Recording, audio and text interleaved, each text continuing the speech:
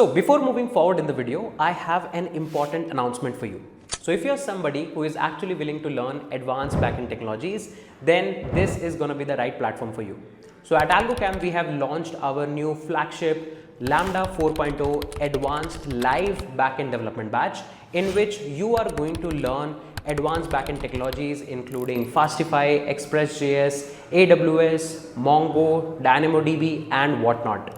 This is going to be a power-packed course in which we are going to take you from the very scratch, very basics of backend technologies to the very advanced level by building a lot of interesting projects. We are going to build projects like Code Sandbox Clone. We are going to build streaming app which will include recorded movie streaming plus live streaming as well. We are going to make applications like booking.com backend, which is going to help you understand transactional capabilities, integrations of payment gateways and many more. All the important projects that we are going to cover in the course is going to be listed here, and this is going to be an absolute live course where we are going to take live classes, right? And in these live classes we are going to do hands-on coding experience to learn all the important advanced backend technologies. You already know that backend is something that every important application needs, and you can actually excel your software engineering career with these backend tech in the Node.js stack. So what are you waiting for?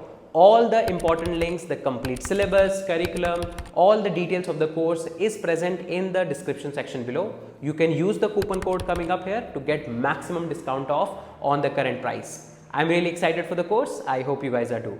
And now let's get back to the video.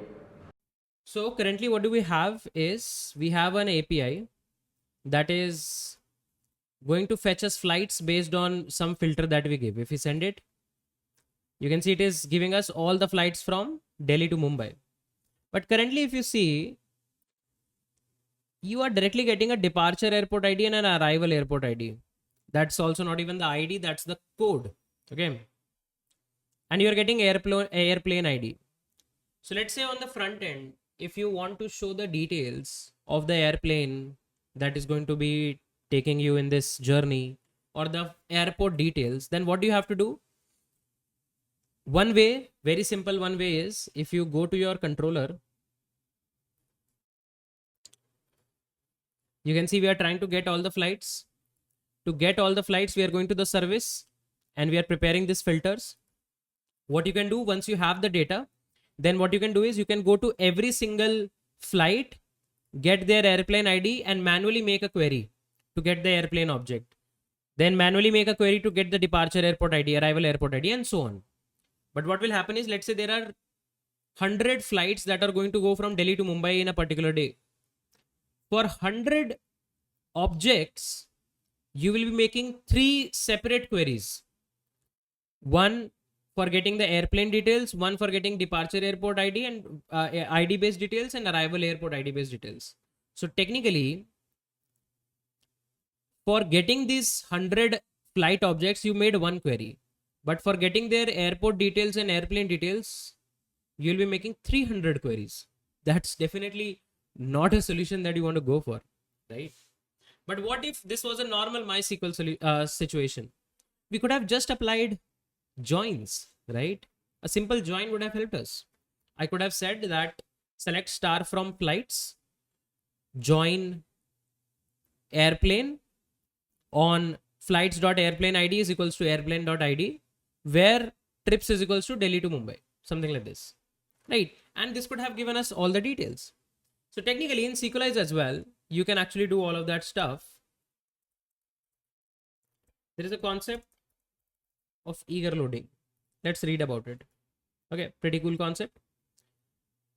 So as briefly mentioned in the association guide, eager loading is the act of querying data of several models at once. One main model and one or more associated models. So what happens is, let's say there is a task. A task belongs to a user, right? And you have the user ID, but you want the whole user object to also come along with it. Generally, what do? You can actually apply things like joins. But there is a better way to actually do that. Sequelize by default give you support for something called as include. Okay.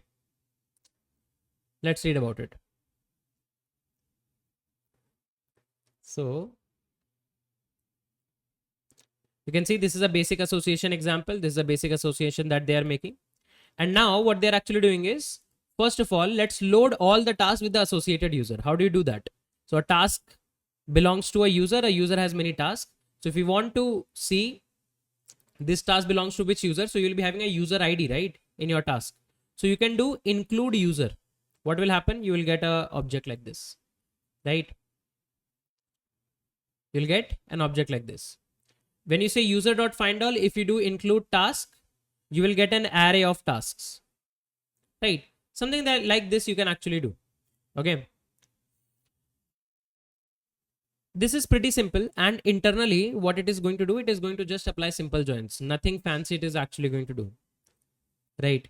So maybe we can try to do that. Maybe we can also try to do that. You can see currently this is our select query. What I can do is, in the flight repository, where I'm saying where filter order by sort, I can say include,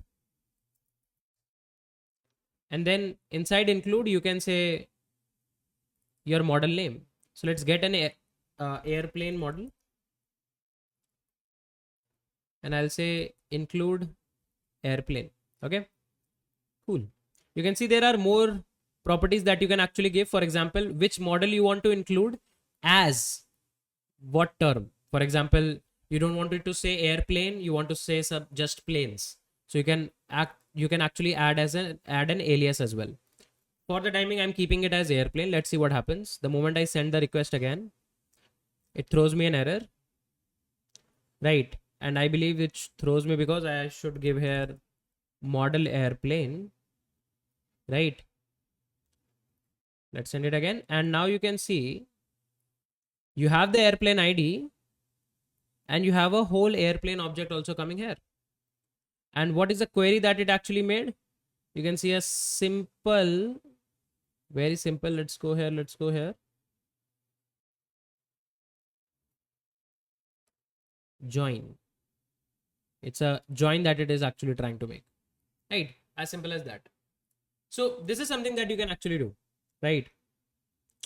They say when eager loading, we can force the query to return only records which have an associated model, effectively converting the default outer join to an inner join. So by default, you can see all of the joins you are doing kind of like an outer join. So if you don't want that, you just want an inner join, you can put a value required true. Let's put this. Let's see what happens. Okay, everything is given in the docs. Server restarted. Send it again. You can see similar response. And this time you have converted the outer join to an inner join, right? What inner join will help you to do is you will only get associated data.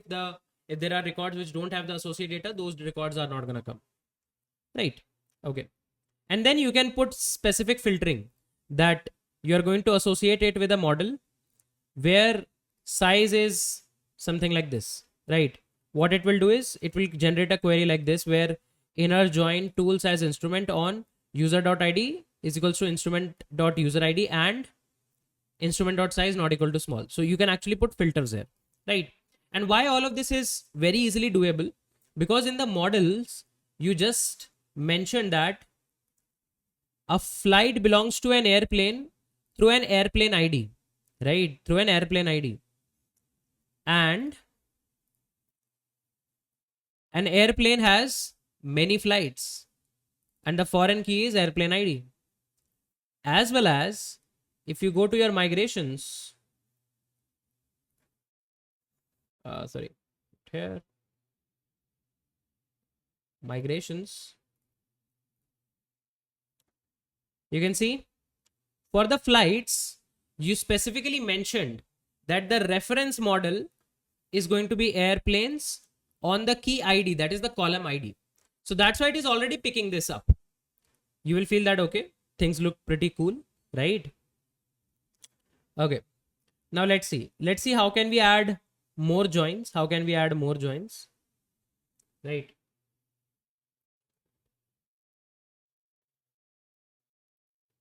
You can see, you can actually, in the include, you can pass an array as well. And inside the array, you can pass all the parameters one by one. So let's try to do this. you can pass an array.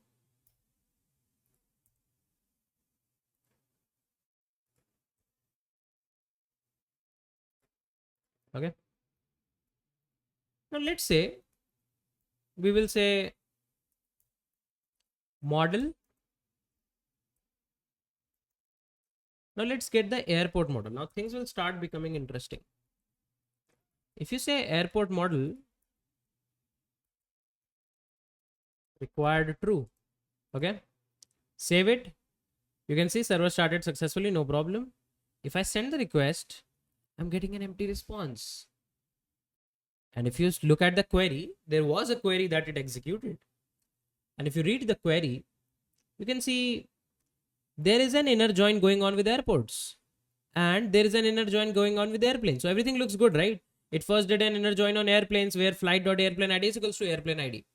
Now it is doing inner join on airports. But the problem is it is doing on flights.arrival airport ID is equals to airport.id. First of all, it by default picked arrival airport ID. And it is comparing it with airport.id. But it should not compare it with airport.id because we have made custom mapping to, let me show you, the code. It should try to map it to airport.code, right? That is something we need to handle. How can you do that? Okay. So what you can actually do is, let me show you.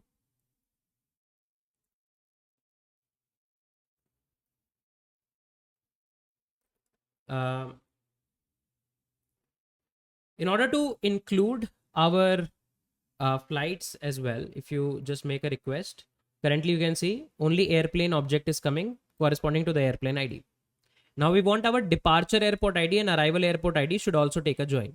But this time departure airport ID is actually based on, if I go to your migration, departure airport ID is actually based on airport.code. It's not based on airport.id. So by default, if you will just say, if you will just do this much, model as airport and required true for eager loading, then what will happen is it will try to do the mapping on airport.id, but you don't want to do the join on airport.id, right? You want to do the join on airport.code.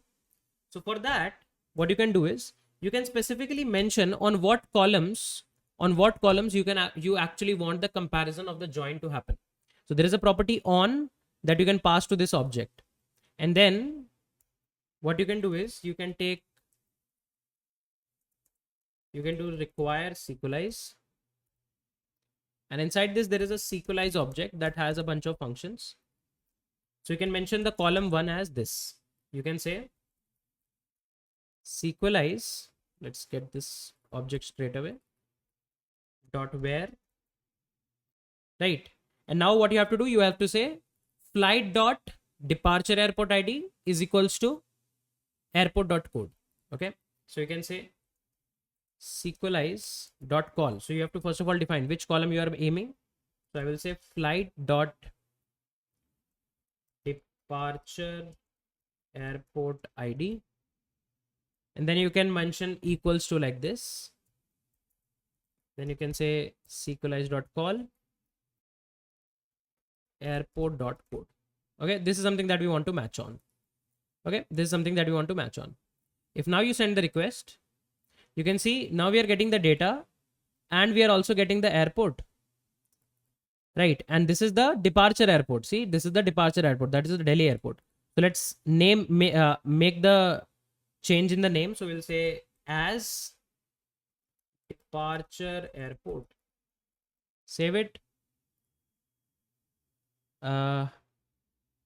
Did I make a mistake in the alias? Let's just quickly check. Okay, give as like this. So comma.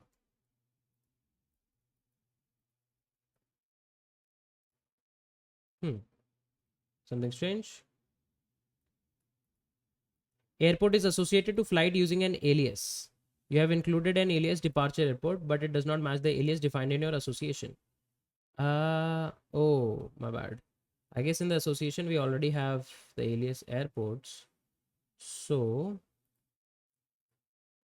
let's see what else we can do. Okay, let's first of all remove this as, and let's see what query it is actually executing. Let's run the code. And you can see currently the query that is executed is inner join of airports as airport on flight.departure airport ID is equals to airport.code. So that's what we want, right? That's what we want. That we want to map on departure airport ID with the airport code. Okay. So now what the problem is, why we are getting this airport name only, why we are not able to allocate it, because it already got an alias that is somewhere here. Airports as airport, right? So what we can actually do is, let's think about it. So in order for our alias to work, you can see in the docs, they have defined us how the aliases should be given. So wherever you are doing your belongs to, has many, whatever it is, there as well, you have to mention what is the alias you want to use, right? So technically, if you go to the repository, you can remove this and you can say flight.belongs to airplane as airplane detail. Let's say something like this. Okay, let's save it. Let's send it again.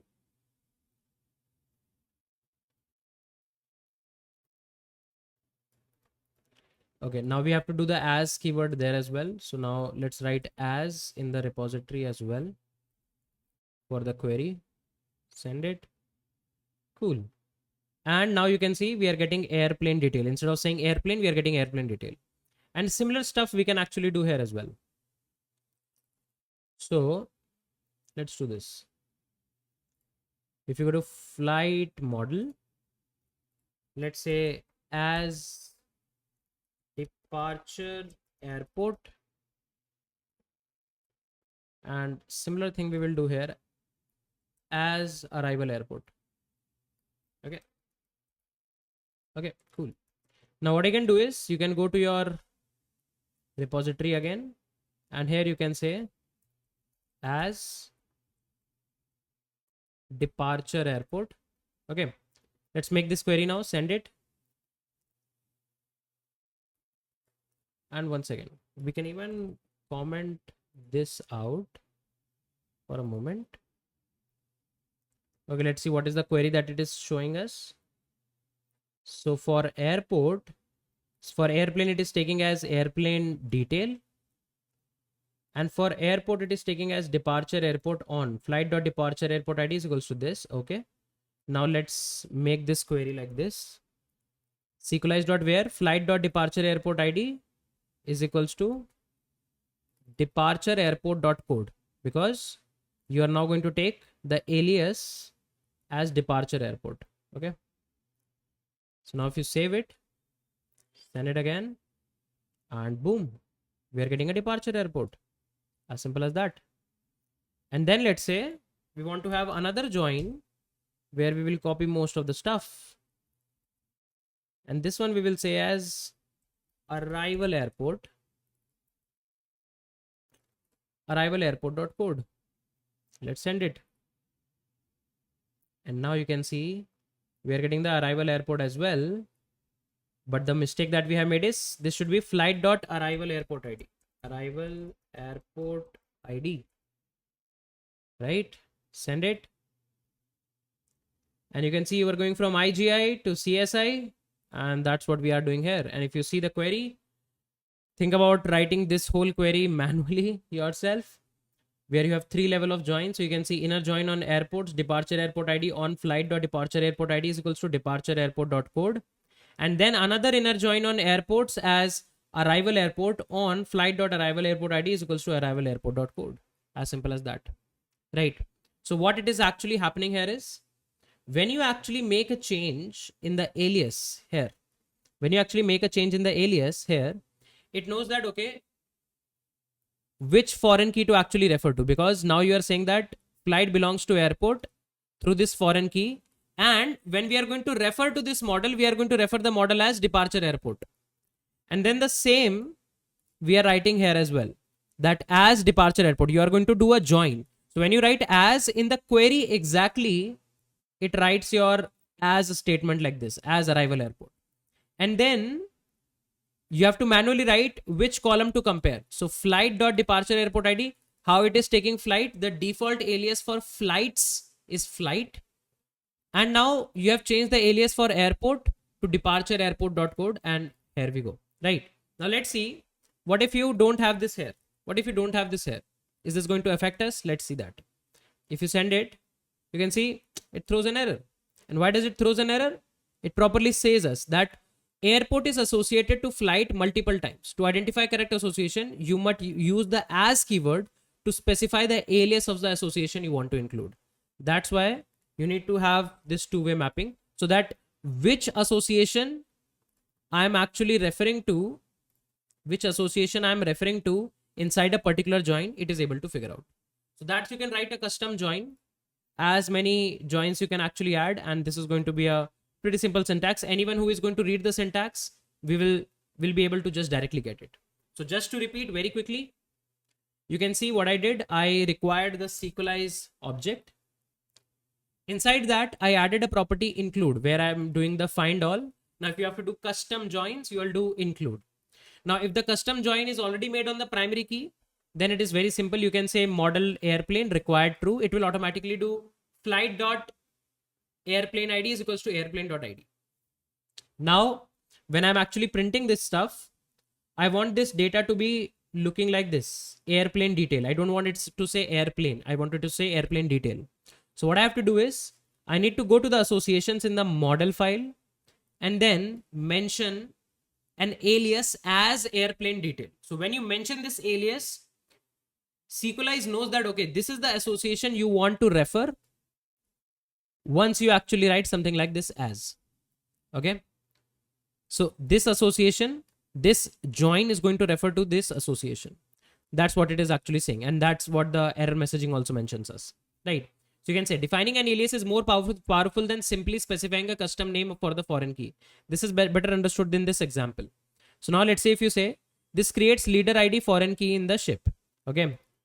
And now here you can see when you are actually making a join query, you can actually get this leader. And you can see later you can also do ship.get leader. Right. So you can also do something like flight.get departure airport. Something like this you can actually do. Right. So, and you can also keep everything as camel case for more consistency. I'll change it now. But similar thing I have done here. Now, for airport join, you don't want to join in on airport.id. So you have a custom column. So if you want to mention a custom column, you need to say on which column you have to mention, sequelize.where flight.departure airport ID equals to departure airport.code. So you have to mention these two columns specifically. And here we are using the alias for both the tables. As simple as that. So what I'll do is for making it more consistent, I'll make it camel case.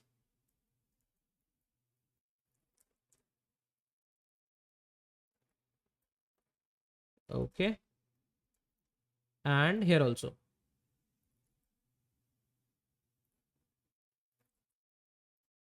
Everything I'm converting to camel case.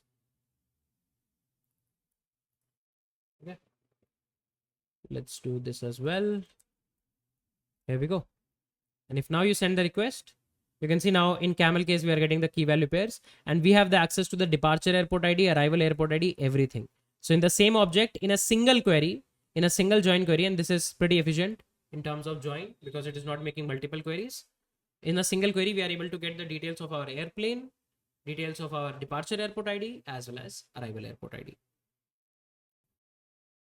So what the current situation is, if you make this query, then inside departure airport, you are getting the city ID. Now, technically using raw queries, you can actually make one more join on city and then populate the city as well. How can you do that here? Now, one object tells you one level of join. Now, inside this object, if you add another include and then say, let's say model is city model and required true and I have required the city model above. Okay. And same thing you copy paste in your arrival airport as well. And if you send it, you can see we are able to associate city as well. And what query it is executing? Pretty fat query, right? So you can see now it's taking, sometimes it tries to take your aliases itself. So it's trying to create a city alias itself, arrival airport hyphen city or arrow city. See, so it's doing a join here. Okay, so this should be good enough, right? This should be good enough, and that's how ORMs are good, right? This is more readable. At least if somebody knows how Sequelize works, they know that okay, when I'm doing include, this is a join of airplane, this is a join of departure airport, and inside departure airport there is a join of city, and so on. But writing this one, I'm not sure if you will be too much comfortable, but I believe once things go extremely out of hand, then maybe even raw queries might be useful. Because one thing is that ORMs are not something that is highly optimized every time. Okay, so if you actually go for disadvantages of ORM, okay, then you will realize that there is a bunch of discussion that people actually do, that why you might not want to use ORM, because ORM actually puts a very big layer in front of you that is abstracted. That's why a lot of people always say that what query your ORM is actually doing, try to take a look at it. Maybe they are not using the most efficient way to do the query, so you should not always extremely rely on it, right? For example, let's see, ORM has a tendency to be slow. It's not going to be always slow, but in some very complex cases it can be slow, right? So always you have to always keep in mind that when you should use ORM based queries, when you should not use ORM based queries. Let's say if you see what discussion people are having for Sequelize, right?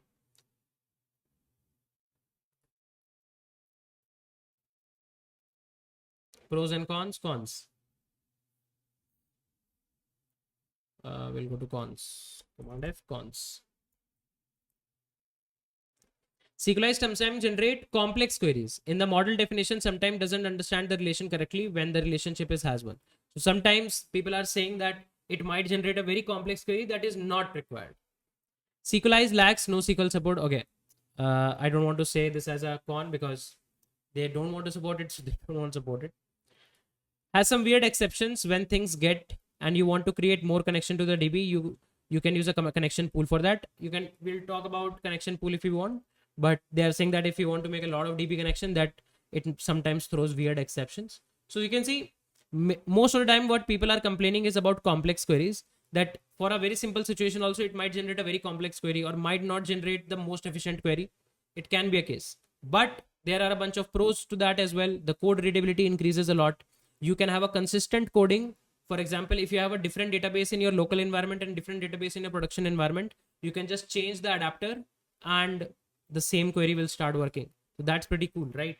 So you can actually read about when to use Sequelize or whatever ORM and when to not use it. But yeah, things can be opinionated on this. So now we have our airplane, airport, city, flight, everything. The only thing left is how can we store seats? Okay. So first of all, what I'll do is I'll create a model. npx Sequelize model generate minus name, and we are going to say seats. Okay. See, we'll say seat minus attributes. What are the attributes that we are going to keep? Every seat, this can be a pretty long table, so this can be a very opinionated design that we are storing, right? So we'll see that for the time being. What properties we want to store in seat is that every seat will belong to a row. Okay, so we can say that there will be a property row which will be integer, right? And then in every row there will be what, maybe there can be 6 columns or there can be 9 columns depending on what your aircraft is. So you can say column that I can store as string. Okay, and apart from that there will be airplane ID. This will act as our reference integer. Every seat belongs to an airplane and an airplane has many seats. That's it. I believe it should be a good to go. And apart from this, let's think about it, how things will happen when you will make a booking. When you will make a booking, you are going to make a booking for a flight. When you're going to book for a flight, then a seat can be available for multiple flights, right? For example, a seat belongs to an airplane. That same seat can be booked in flight UK 808 as well and flight UK 803 as well, considering the same aircraft is going to be used. I can say that, right?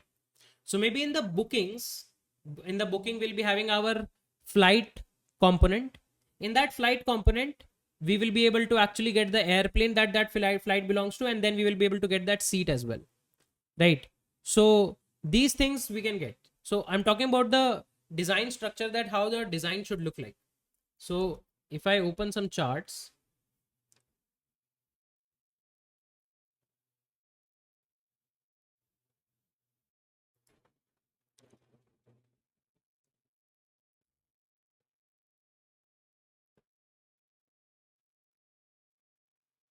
just a second.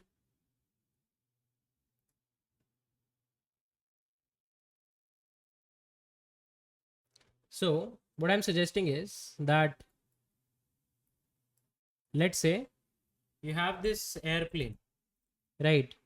And then you'll be having your seats table, right? And later in some other service, we are going to have our booking table as well. In the booking, we are going to have an association with flight as well. There will be a flight as well, right? Flight already belongs to an airplane, right? And a booking is going to be belonging to a flight. Okay, and an airplane has many seats, right? This kind of a connection actually exists. Now think about it, there can be two flights with the same airplane, right? There can be two flights with the same airplane. So let's say in flight 808 and there is a flight 802. Okay, there are two different users who booked the seat number 11A. One user booked it in flight 802 and one user booked it in flight 808. Okay, so let's draw this situation. So let's say user 1 booked the seat 11A in UK 808 and another user booked the same seat 11A in the flight UK 802.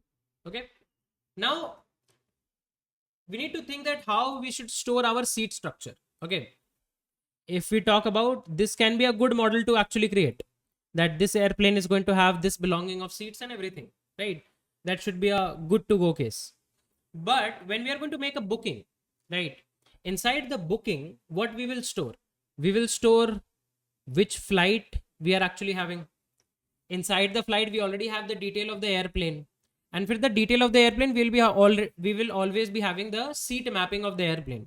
Some airplanes will be having a different seat mapping, some airplanes will be having a different seat mapping, right? So if you Google the seat mapping of aircrafts, there can be different aircrafts with different seat mapping, right? You can see, for example, this is some aircraft, Airbus A320, right? A320 has 6 columns, right? Whereas there can be some other aircrafts. For example, this is another aircraft, right? And you can see in this aircraft, you have what? In some columns, there are this, so 3, 3, 6, 4, 10. There are 10 columns as well. And in the front, where you have most probably your business class and everything, maybe they have two seats as well. Some custom configuration can be there, right? Now, doesn't matter, no, that how you are actually storing your custom configuration. Because when a user is going to make a booking, that booking is going to belong to a flight. How about inside my booking, I store these information. So let's say I store the flight ID. Okay. And then I store the number of seats. Right. And then let's say, how about if somehow we can store the configuration of seats, right? That inside a booking, we have multiple seats that we have booked. Okay. So for the time being, I'm representing it as arrows that, array as what seats we booked. But of course, there will be a better way to actually handle it, that what seats you have actually booked, right? So my question is that should we actually store a separate table altogether for the seat mapping? Because once you actually add that data in the seats table, that is which particular row should be there and which particular column should be there. So you can have the seats table look like this, that there will be rows and then there will be column numbers, right? And similarly, if you are making a movie booking application kind of thing, similar structure will exist. But now my point being that when somebody makes a booking, that data is not going to reflect in the seats, right? This is just a constant set of data. It's a very constant data, right? You are not going to change it. Very frequently, this is never going to get changed, right? One aircraft will be having one configuration, and then whichever flights are using that aircraft, they will be having a similar configuration. So when you are booking, you will be storing which seats you have actually booked. That is cool enough. That is pretty cool enough. But I'm asking that is there any reason why you would like to make this seats table separately? Is there any specific reason that you are able to think of? Now what we are going to do, we are going to prepare a table where we are actually going to store the seat mapping structure, right?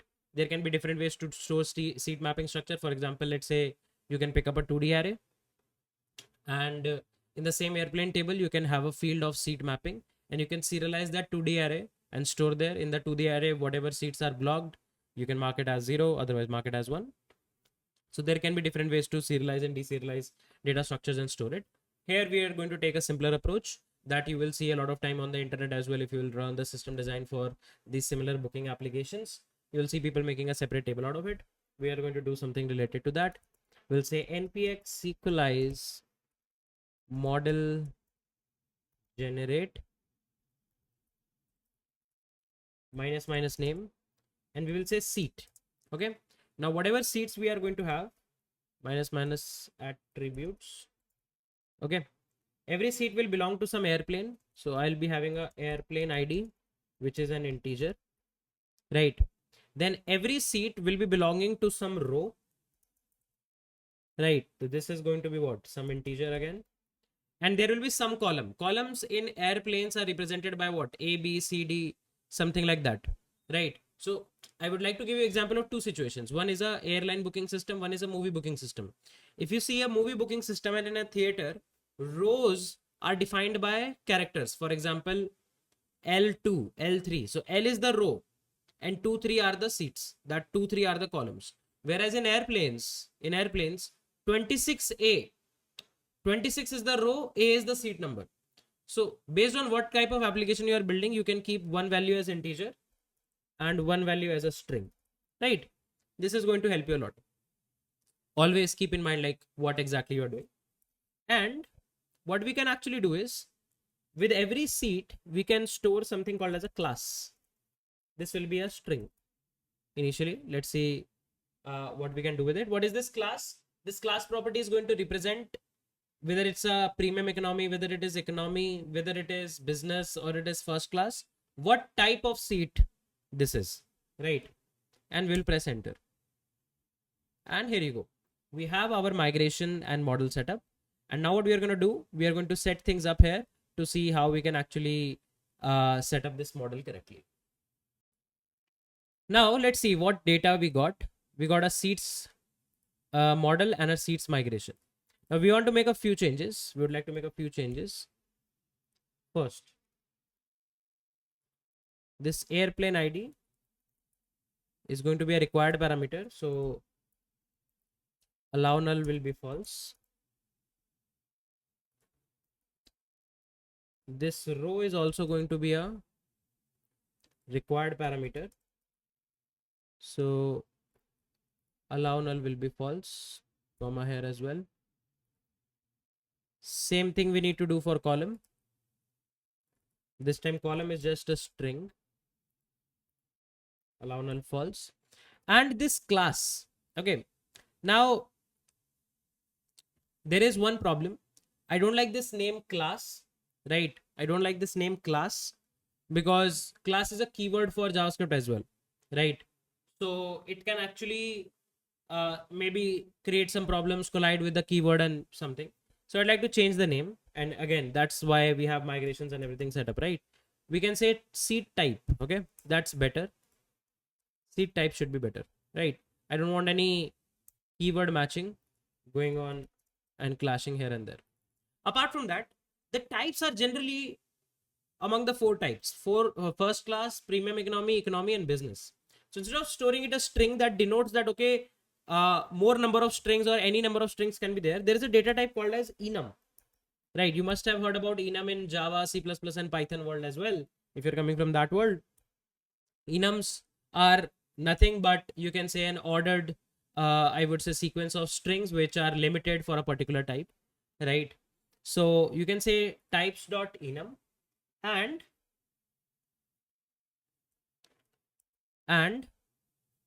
let's see, we can say values,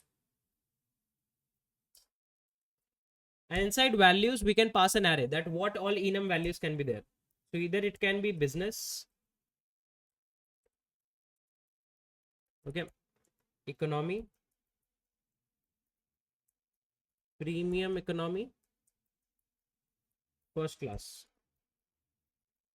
okay. And we can say there will be always a default value associated, that if we will not give it some value, it will get a default value economy, right? As simple as that. Cool. Now there is one thing bad in this code. Why? What is that? Raw strings are lying around here and there that I definitely don't like.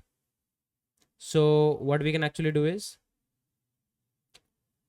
I'll say a new file and I can store all the enums. So enums.js, okay. And what I'll do is I'll say const seed type is equals to, right, I'll create an object and I'll say business as business, economy as economy, premium economy as premium economy, and first class as first class. Okay, this looks good. I'll say module.exports.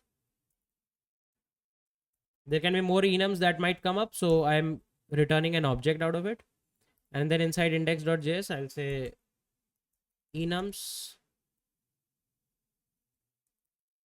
as require enums. Okay, cool. And now what we'll do is we'll come back to seeds.js. We will require this stuff. Okay, I'll say const require util slash common, and from that common I'm going to say enums, okay. And here I'll say I'll also destructure the enum object. So inside the enum object we have business. One second, enums is going here, okay. And then there is an object seed type, right? So we'll say enums dot seed type we are going to destructure, and we'll say business, premium economy, first class, economy. And wherever I have to use it, I'll use these enums. I will not use raw strings, because just think about it. If let's say somewhere we are making a data entry and there also we use a raw string, but there is a spelling mistake, then it will start breaking, right?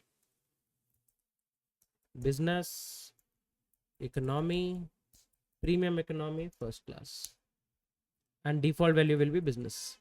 That's why people definitely generally prefer to not have raw strings here and there, because just think about it. If there are a lot of raw strings going on in your project, everywhere you write business business as a raw string, and somewhere you miss that last double s and put it as a single s, then it will be uh, problematic, right? And I believe default value should be economy, because more seats of economy parameter should be there.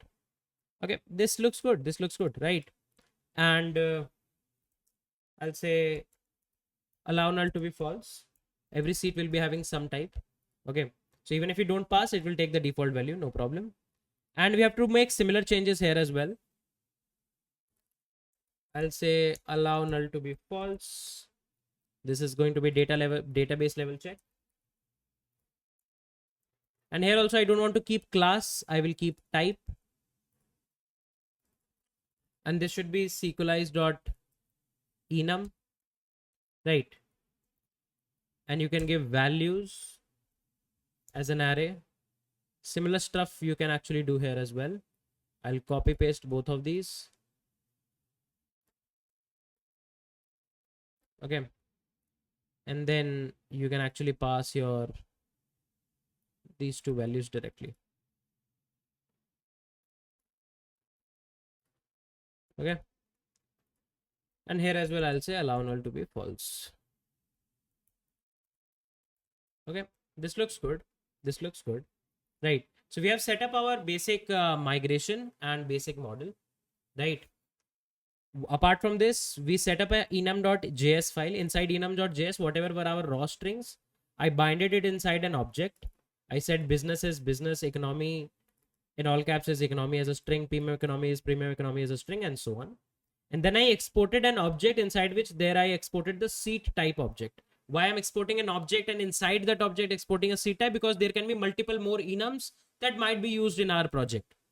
And then I am returning, or I would say exporting this enums object, this whole enums object from index.js file. Now wherever I have to require it, I'll first of all say require the common util/common/index. So you can see this is the index file. This will help us to get enums. Now in that enums object, there is a seat type object. So I'll say enums.seat type, and I'm destructuring that and just directly using it, right? So this is something that you guys can also do. Now the only thing missing here in this particular section is our associations, and we have already made associations, right? When we were actually describing flights, we made associations like these. I believe this is something that we can actually have, and we already have that airplane ID association. So I'll just copy paste everything from here, references and on delete, and I will paste it here, as simple as that, right? So a seat will belong to an airplane. An airplane has many seats, right? This is going to be one thing. Now apart from this, we need to add similar stuff in our models file as well, right? So if you go for flight, you have already added similar stuff here. You can see a flight belongs to an airplane. So here as well we can do a similar stuff, that a seat belongs to an airplane, right? And here we don't even need that alias, because we can have the default airplane ID based association. And then inside airplane has many flights. Now airplane will be having many seat. Got it? Okay, I'll say npx sequelize db migrate, and here we go. We'll say use flights, describe seats, and you can see this is an airplane ID referring here. You can see we kept a enum class here, so the type is coming as enum, and the default value is economy. So MySQL is able to detect that, right? And what type of connection we have set up? We have set up a one-to-many connection, that an airplane has many seats, a seat belongs to an airplane, right? This is something that we have set up. So I'll just quickly commit all of this. Let's see, is there any error?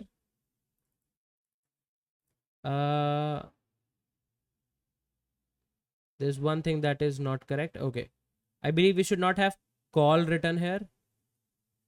Somewhere I believe this call is internally used as well. That's why it is throwing an error. Okay, let's do one thing. Let's roll back that migration once. One migration, we are back. Let's change the column name something to row 2.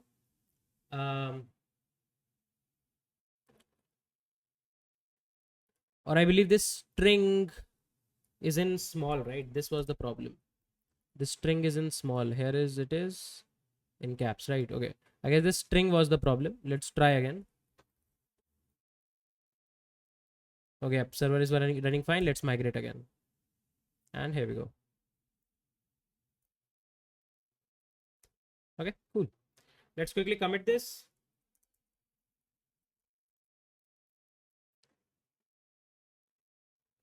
Added seats model in our DB associated to airplane. Associated to airplane. That's it. Now, one quick question. Should we have a complete CRUD there for our seats? I don't think so, because we won't be adding seats again and again or doing a lot of modification to the seats or a configuration to of an airplane, right? So what technically you can do is you can use seeder files. Of course, if you are working at a very high scale of, let's say, something like a Vistara kind of an airline service, then making CRUD makes sense. But for our case, I believe this is airplanes, right? For our case, maybe we can just have a very small seat mapping seeded for us, right? So what we can do is we can go to seeders, and you can see we already created a seed file, right? We can create a similar kind of seed files. So npx Sequelize seed generate add seats. Okay, so we have a seats seeder here. Okay, and now what we will do is we'll try to copy code from here where we added airplanes. Similar to that, we'll add seats. Okay, here we have seats, and then we are going to pass a bunch of object. First property will be airplane ID. So I'm going to pass airplane ID as 1 for the time being. Okay, and then there will be a row number, let's say row number 1, and column is, let's say, A. And you also need updated at and deleted at. Sorry, created at and delete updated at. So let's copy paste these two as well, right? I don't think anything else is there in my model. Type, by default it will take economy. Okay, so let's copy paste this object for 5-6 times. Okay,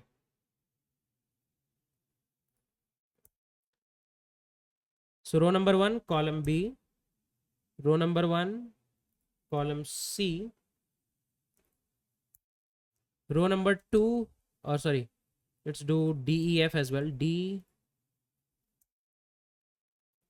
E F. Okay, and then what I'll do is I'll add 3 rows. Row number 1 has been added. Okay, row number 1 has been added. I'll copy all of this, paste it here, and I'll say now 2A, 2B, 2C, 2E, 2D, 2F, right? And so on. So let's say we'll have 2 rows, although there is a 900 seat capacity here, but we'll keep 2 rows. Okay, I don't want to just waste time in bloating the database. Now I'll say npx Sequelize db seed, right? And then you can actually pass the last seed, because if you will try to db seed, it will try to let's see, if we just do db seed, what it is doing, see, it's not seeding anything, right? It is not actually seeding anything. Let's see, if you do select star from seeds, you can see nothing is coming up, right? So here if we will do npx sequelize db seed all, then it will seed all the files. So some seed files that are already seeded will be seeded again. That can cause problems. Instead, you can pass a parameter minus minus seed and then give the seeder file name. So let's say add seeds.js. If you press enter, let's see, I guess we need to give the whole seed file name, not just the last ones. And here you go, it applied the seeds. If you do select star from seeds, we have seeds here, and economy was the default type, so economy is getting presented here, right? So I'll just quickly commit all of this and also put this command, added seeds for seeds, or I have to paste the command, right? Let me open the prompt. This is the command that I used for seeding everything, right? And I'll say added seeds for seeds, git push, right? So we are ready with our seed model as well. Now, what is our agenda? I want to set up a new microservice called as the booking service altogether, right? And inside this booking service, we are going to set up our details of the bookings. So I don't want to write the whole Express.js application again, right? So what I'll do is I'll maybe use something like this. So if you go to this commit of my flight service, although I have one complete repo where I have a Node.js project set up, right? A Node project template, basic Express and Node project template. You can actually directly use it, or maybe you can actually go to the commits of the flight service. And here we had a bunch of things, right? So if you go and browse files, you can see we have config, controller, middleware, models, repositories, routes, services, everything, right? And you can see an info controller is there. I generally keep an info controller to just check that if the API is alive or not. So you can maybe technically use this particular part, right? And apart from this, if let's say we go one level up, I guess here though we created a complete CRUD as well. So I believe this third commit we can actually bring up. We go to browse files, and what I'll do, I'll just clone it. I'll copy and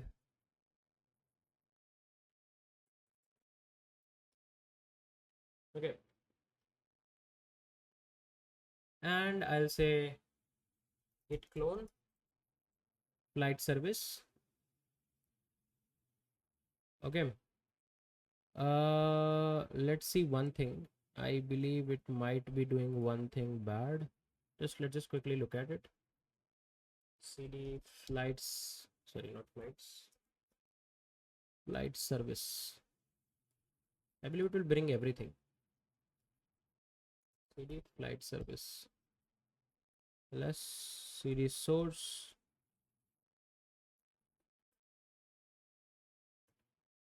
It's bringing everything. I just want the files of this particular commit. Let's see. So I believe we need to manually do a quick checkout here. So I'll say git checkout, and I'll take the commit ID. This is the ID. Okay. If I say git log, so you can see my head is here on updated readme. That's what I want, right? And if I see the directory looks clean to me. Okay. Only thing that I'll do is I'll rename this folder. I'll just open my file system. Instead of saying flight service, I'll say flights booking service. I'll just rename it. Okay, flights booking service.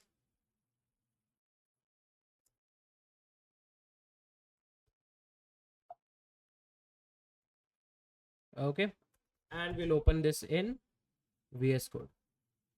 Cool. So you can see we have a basic node project already set up. We have a git ignore. We have a readme where we will follow a bunch of things. We have a config file.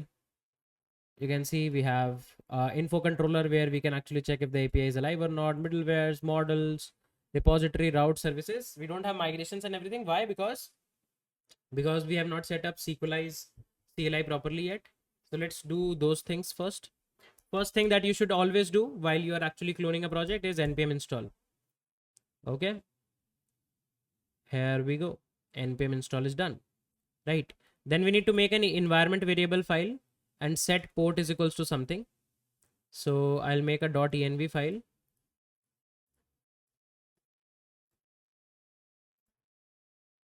.env, and I'll say this time let's say port is equals to 4000. Port 4000 we will use.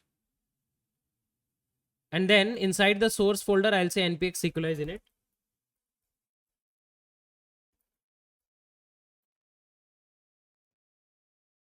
Okay, it says index.js file already exists, no problem. Now you can see inside config we have a config.json and models is there, repositories we got, right? Looks good.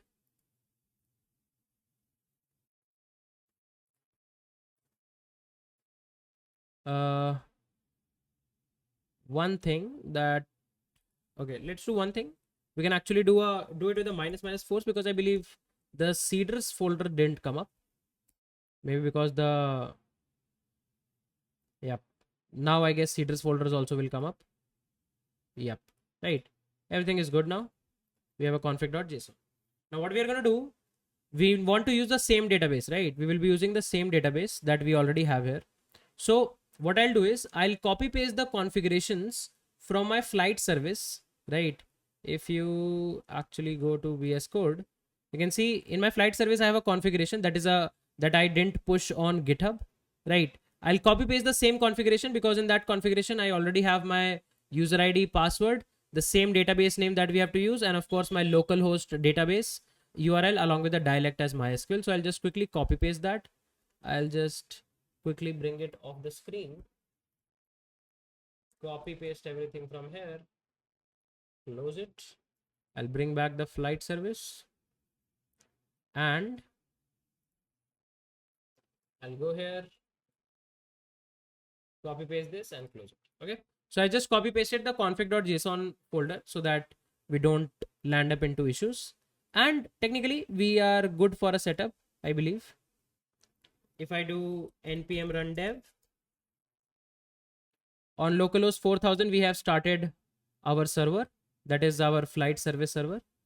And if we go to routes, v1 routes, we have a /info route that we can actually test. Let's open Postman. Also one cool thing that Postman is now available in VS Code as well. I have not yet tried it. Maybe we can try Postman. Okay, install.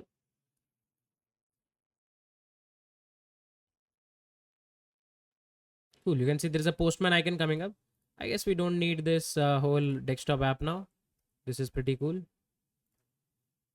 Okay, I have to sign in. Okay, I'll sign in. Just a minute.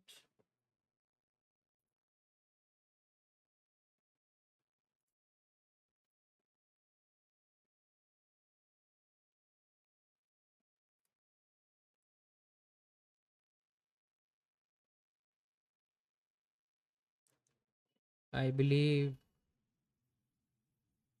Okay, cool. You can see we are signed in. It will show us all the histories, everything in collection, environment, everything.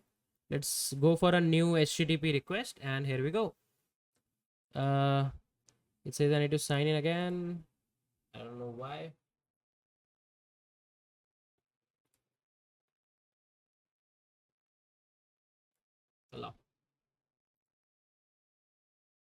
Okay, I guess it will take a minute.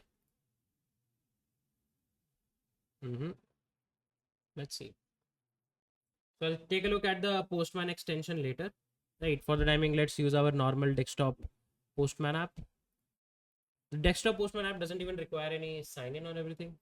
I'm not sure why they need that there. So I'll make a get request to localhost 4000 slash API slash v1 slash info. Send it, and API is alive. Right, so our server is working absolutely fine. So what we will do here is we'll reset everything in our remote. So let's see, is there anything in the git remote? Okay, there is already a git remote setup. We would like to change the remote and make a new GitHub repository altogether. So let's create a new GitHub repository.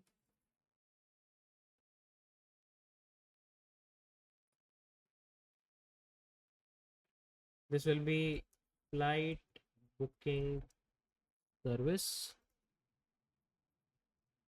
Create.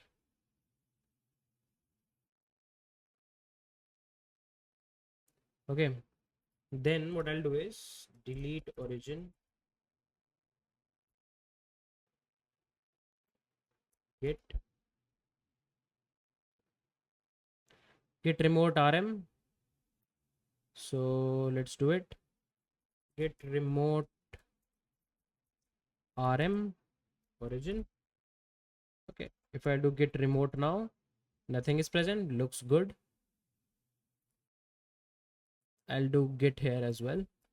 And we can also do one thing, we can do git init again so that we reinitialize it. Git add all, git commit -m, basic setup done. Okay, git remote, git push, and if we refresh, here we go, we have our cool basic flight booking service setup on GitHub as well. Now, if you want to create a booking model, I will again take the help of Sequelize CLI. For the timing, I'm closing this flight service. For some moment, I don't need it. Now here I'll say npx Sequelize model generate --name booking. Okay, we'll be having a booking model. Inside the booking model, what we'll do is, so the name of the model is booking, and we'll be having some attributes, attribute. One attribute is going to be flight ID, because every booking will be belonging to a flight. This will be integer. It will be belonging to some user, right? Currently, we don't have user table in our database because we have not set up authentication and authorization. So I'm not going to add a foreign key constraint here currently. Ideally, we should have already set it up, but we can also do it later, no problem, and later add a migration here. So user ID as integer. Then there will be status of the booking. I will keep it as enum. So you can write enum. You can also keep it string and later modify it to be an enum. Then in one booking, how many seats you have booked? Number of seats that you have booked are going to be present in this particular booking, right? Although we don't even need it. Why? Because in one booking, you will be selecting a bunch of seats, right? So technically what we should have is a booking has many seats, right? And one seat might be belonging to many bookings, right? For example, for the same airplane, if let's say one flight is UK 808 and one flight is UK 802, in both of the flights, there can be two different passengers who book the same seat for two different flights. So how seat selection and seat storage will be done, we will talk about it later. So I'm not storing number of seats for the timing, but I'll store total cost. That how much is the total cost of the booking integer, right? Because number of seats we can actually calculate by putting a join on a through table. I'll talk about through tables later. And if I press enter, you can see we have a migration setup, right? So nowadays, when you actually book a ticket, if I correctly remember, then it's not mandatory to select a seat, right? You can book a ticket for two people and seat selection can be done later, right? So by that logic, if I go by that logic, then having a number of seats property actually makes sense, so that you just allocate, okay, I just want 2 seats. Which exact seat I'm going to be allocated, that can be figured out later, right? So I'll add it. I'll add that property. I'll go to my migration and make the changes. So for example, this is not going to be null. So allow null false. User ID, allow null false. Status, allow null false. Total cost, allow null false. And there will be a property number of seats. I believe we should store it, right? Because initially we can just take, okay, how many seats you want to book, and maybe no seat selection happened. Some website don't give seat selections immediately. They will give you seat selection once you are doing your online check-in. Okay. So I'll say type is Sequelize.integer and allow null false. And this number of seats is the total number of seats requested by the user in a booking. In the flights table, we have a property of total seats. That is the total remaining seats in the flight. That is how many seats are remaining in the flight. So that's something that we are going to keep. Okay, cool. And now let's add more properties here. So I'll say type and allow null false.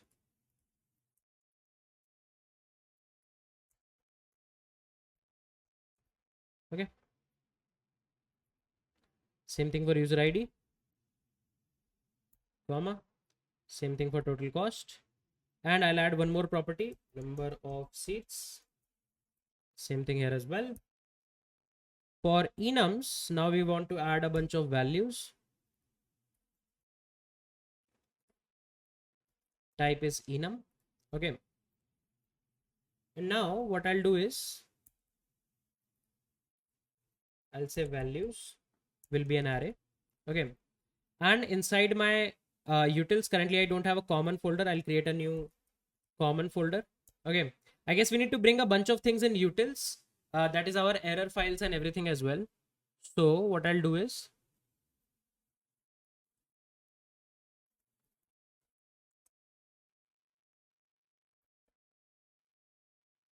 I'll bring them from my flight service. Okay, this is my flight service. And let's do one thing. Let's bring all of this. Let's bring all of this. Okay.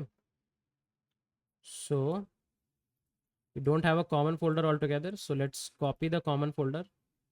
Copy. And let's delete this. Paste it here. Okay, so we have a common folder, enum, error responses and everything. Then what else? We need a errors folder as well. Copy. Paste. We got an errors folder. Then we can have a helpers folder. Copy. Paste. Okay. And we have an index.js file.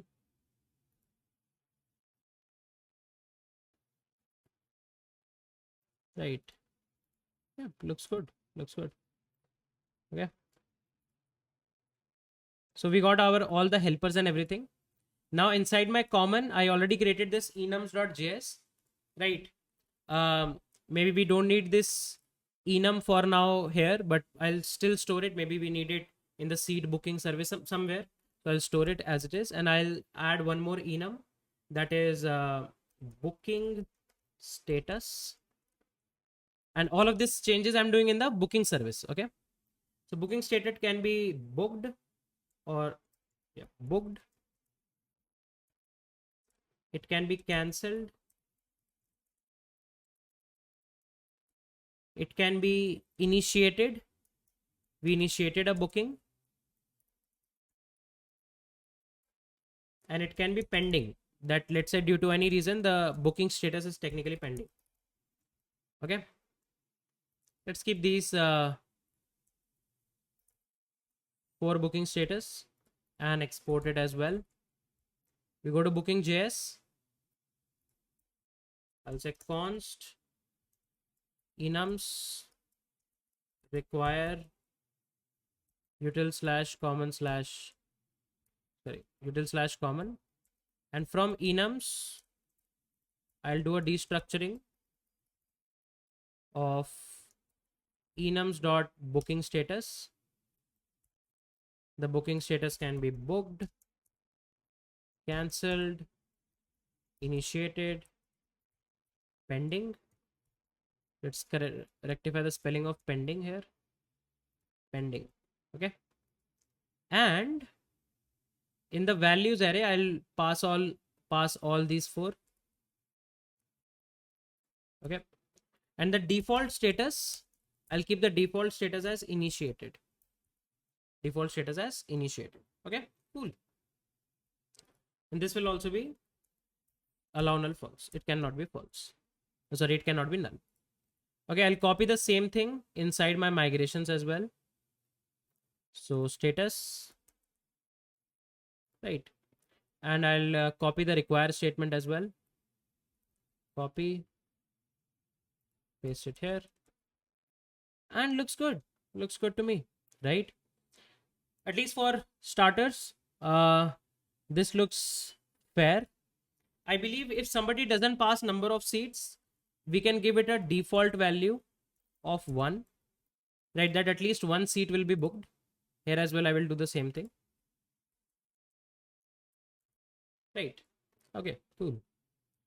And yeah, this looks good to me. Let's do this.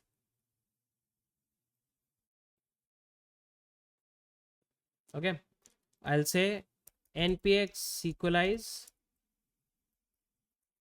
db migrate, and you can see a new booking table must have been created.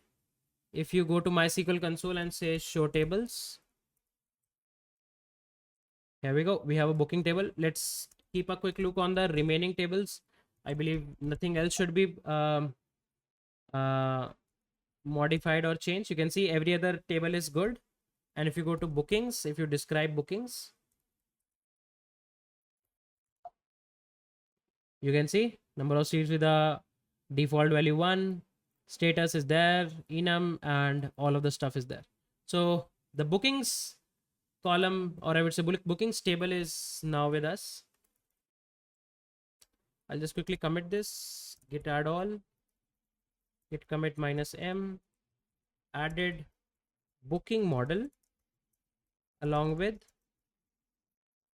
utils from flight service.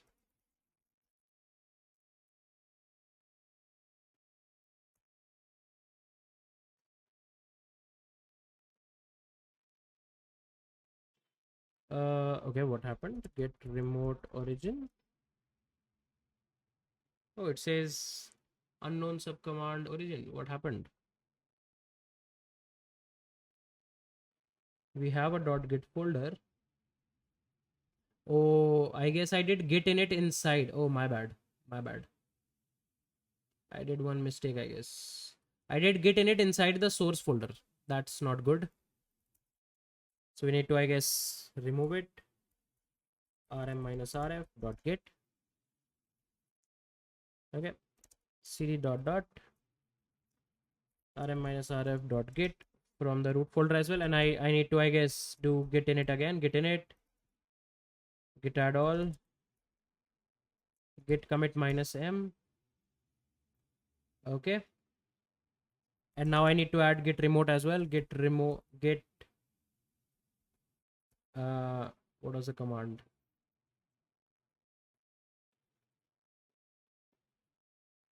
Git remote add origin. Yeah.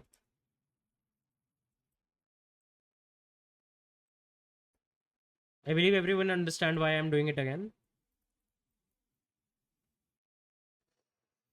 Now the problem is we already have something there. We already have something on the remote. That's the problem. So let's see. So you can see I just did one thing. I just force pushed my commit. because all the previous commits were of no use, and now you can see all the files and everything are there. You can see models, booking model is here, and everything looks good to go.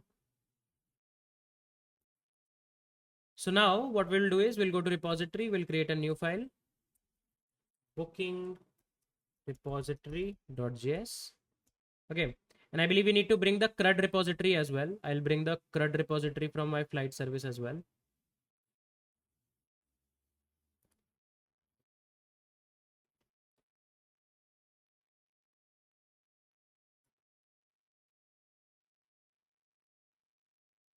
So repositories, CRUD repository, and I'll bring all of this code, copy, CRUD repository.js. Okay, this looks good. And now all we have to do is const status codes is equals to require HTTP status codes. Okay, this we will need this later. And then const booking is equals to require slash utils, so not sorry, dot slash models, right? And yep, we'll say class booking repository extends CRUD repository. We'll get CRUD repository as well. And in the constructor, I'll call the super constructor with booking model. As simple as that. I'll say module.exports booking repository. Cool. Right. Pretty simple. We have done it multiple times. No problem at all. And here I'll say booking repository is require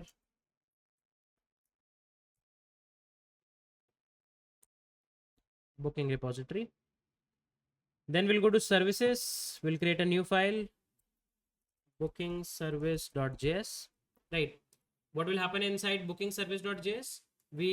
Whatever functions we are going to have, we are just going to most probably call all of these functions and make these requests corresponding to the repository. Right. So we can just set up a basic service here. We don't have any method up till now, but this time inside the services folder, you will see some heavy level of business logic actually going on. Right. So here I'll just say module.exports empty object. And from here I'll say booking service is require booking service. Same thing we'll do with the controller. New file, booking controller.js, module.exports. Currently I'll export an empty object, and inside index.js I'll say booking controller is require booking control. Okay, so all the boilerplate is ready. I'll just commit it, git add all,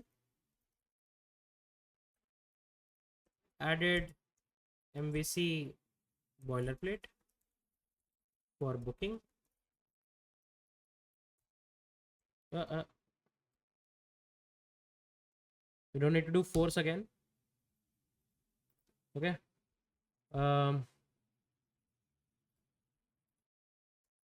Let's see if everything is pushed.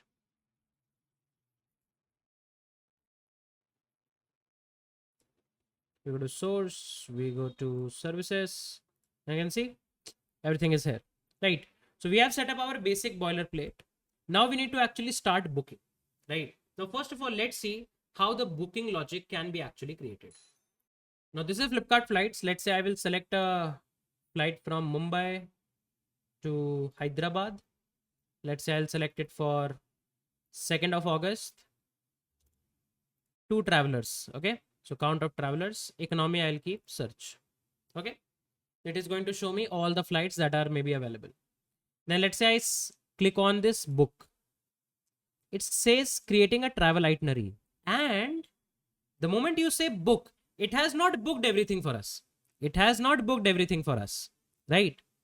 what happens is, you can see it kind of like creates a review form for us, right? This is kind of like a temporary booking which is not confirmed. It's kind of like a booking in an initiated state that it has created for us. Similar thing you can see on Book My Show as well. If you go to Book My Show, let's say we'll try to book for Fastex, book tickets, IMAX 3D. Da-da-da. Here we have to select the seats first. That's not mandatory in, let's say, flights. But the moment I select the seats, you can see what it has done is it has created a temporary booking summary for me. This booking has not been actually created. This booking has not been created yet, right? If I go back, if I go here, right, then you can see nothing has actually been created. And what I can actually also do is I can also sign in. If you will sign in, as far as I remember, it will also show you that where you can continue from, which booking was there and where you can continue from, right? You can see just creating a booking is not hampering anything, right? See, it will create a temporary booking for us. This booking is not in a confirmed state here as well. This booking is not in a confirmed state, right? Okay. Now we have to fill up some things. We have to fill up a few details. So let's say continue. I'll just quickly fill up these details separately.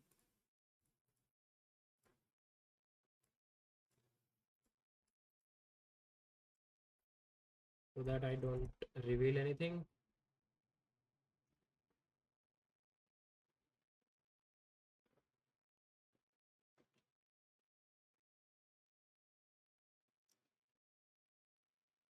Okay. And now you can see that I filled up the details. And it has brought me to the payment page. This payment I can complete in 19 minutes. If I don't complete this payment in 19 minutes, the temporary booking that has been created for me will go in a cancelled state or some other state, where we can actually keep some other state as well, where nothing actually happened at all, right? Or it will be just deleted out of the picture, right? It will be deleted from the I would say tables and everything, right? So that's what actually happens here. And similar thing will happen here. If you go here, click on total, something like this. I'm not sure if it will ask for sign in. It will ask for payment options. And if within some moment you don't make this complete payment, then this booking will be actually vanished, right? There will be some time slot that it will give you for. Similar thing actually happens here. You can see the timer is actually going on. And same type of situation occurs in most of the booking sites, not e-commerce. I'm not talking about e-commerce. I'm talking about booking site, because they can't reserve a seat, or they can't reserve 2 seats in that Indigo flight forever for us, right? The moment flights are gone, that thing is gone, right? So that's why we also would like to maintain some kind of a timeout mechanism, where every booking will be having some timeout, some start time and end time, kind of like a buffer. And based on that, we will see that whether user has completed the payment or not. If the payment gets successful, let's say you integrate a payment gateway or some payment service, and from that payment service you got a response of successful, then what will happen? We will complete the booking, right? So this is going to be the flow which we can implement in order to do the bookings. Now there are a lot of, I would say, nuances that you might have to keep in mind while implementing all of this stuff. We will talk about that, but I believe this temporary booking logic that we have created is clear to everyone.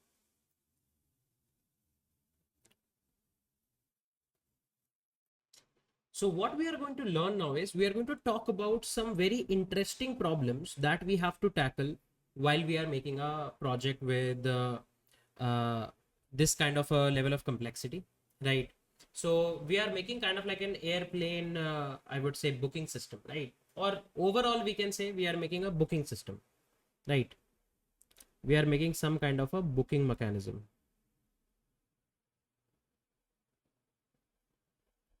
We are making some kind of a booking mechanism.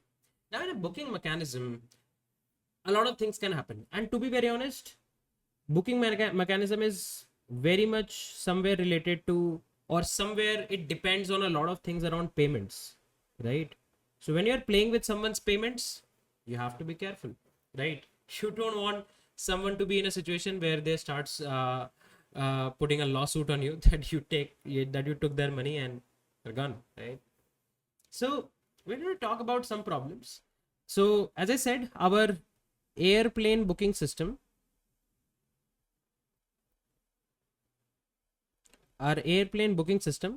is like any other booking system, for example, a movie booking system or something like that, right?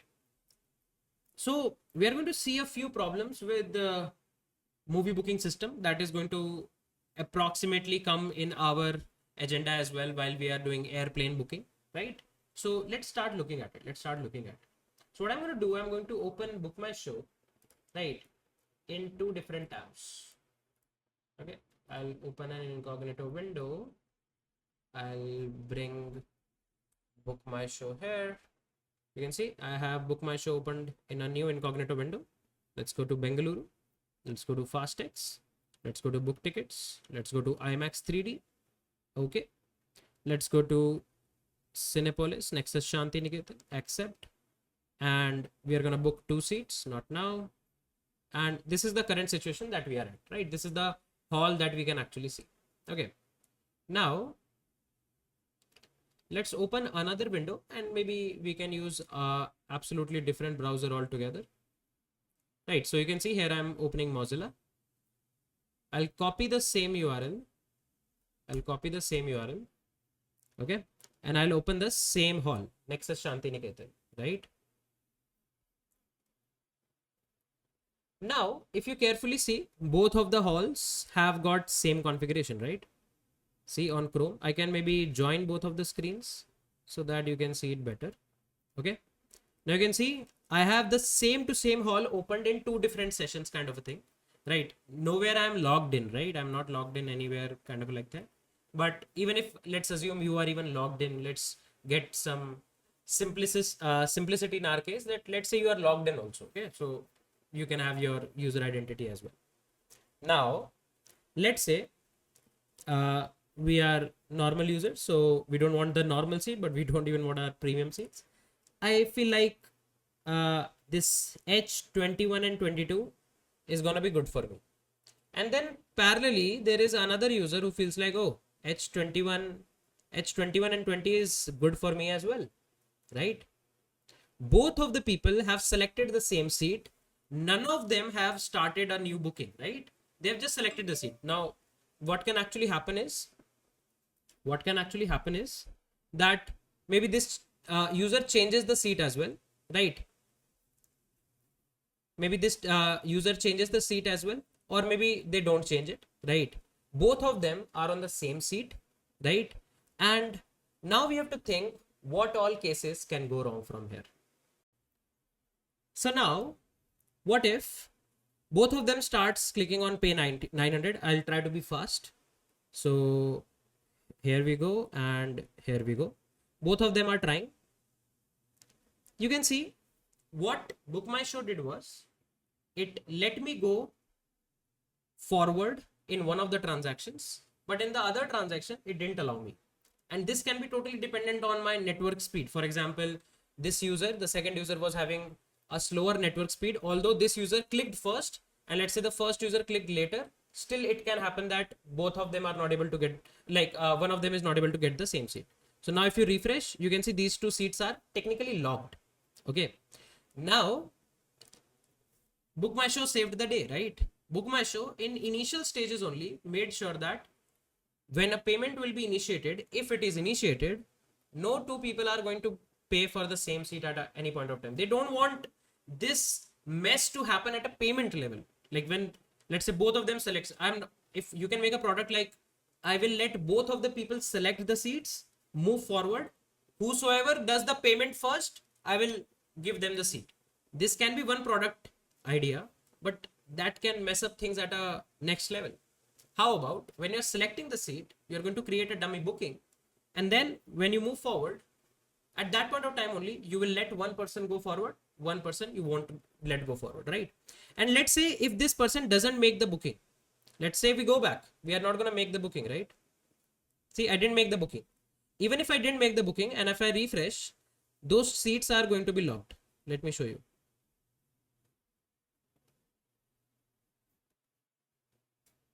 Oh, sorry. This time I changed the mall. Change the hall. next to Shantiniketan, right? You can already see that nobody did the booking, but these two seats are already blocked, and these will remain blocked for, let's say, 5 to 7 minutes, whatever is their product demand is. And you might have seen a lot of time this happening with things like Book My Show or similar booking application, that if you don't complete the booking, the seat is reserved for someone for some time, nobody did the booking, and then it will be available after some time. Okay, now let's try again. Okay, see, let's try again. 1817, this time let's say do this and we do this, right? This time, of course, we made a request with a slight delay, so this time the first user was not able to go through. But there can be a case that the person who made the trial first has a slightly slower internet, so their request, when compared to the other one, reaches later, then the other person won't be able to do it. And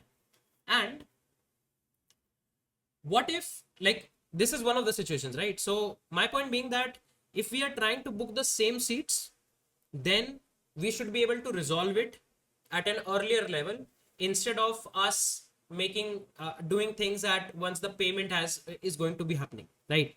This is one of the very interesting concurrency related problem that exists with a lot of products, and it's a quite an interesting engineering problem to solve, right? Now you might be actually thinking that, okay, this is one way, but there are a lot of situations where things can happen. For example, now if I take example of our use case, this is one of the use cases that we have. Now nowadays when we book a flight, two people can do the booking, but they maybe, let's say, they are not selecting a seat, right? Selection of seats nowadays can be done later, right? So this brings us to the second problem. So the first problem is same seat selection, right? This is pretty interesting problem to actually handle. Second is, what if nobody's gonna select the seat, they're just going to do the bookings. I have one seat left. Now they are not going to do any seat selection or anything, because in airline booking there can be a case that you don't select a seat selection is opened later, or you opt it for later, right? Now let's say I have just one seat left. Let's say I have just one seat left, right? And two people did the payment at the same point of time, right? Or even if, let's say, there is a microsecond delay from one side or other side, but the payment gateway returned us the response at the same time. What will happen? I have one seat, and two concurrent bookings come up, right? This is even tighter situation. As far as I know, a lot of airlines, what they do is they have extra seats reserved. For example, if they are having a capacity of 200, they generally take the booking of 205 people, right? So they don't generally land up in this kind of a situation. But let's say if we have 200 seats only, we can allocate 200 seats only. One of the seats is available at last, and two people try to book the same seat. We need to handle all of this, right? So definitely these are two interesting problems to solve. Now there is another problem that's gonna happen. Now let's think about it. Let's say I'm at my website, whatever website I have, Vistara or Book My Show, whatever it is. From the website, I initiated a request, let's say, to a payment gateway, or let's say we have our own payment service.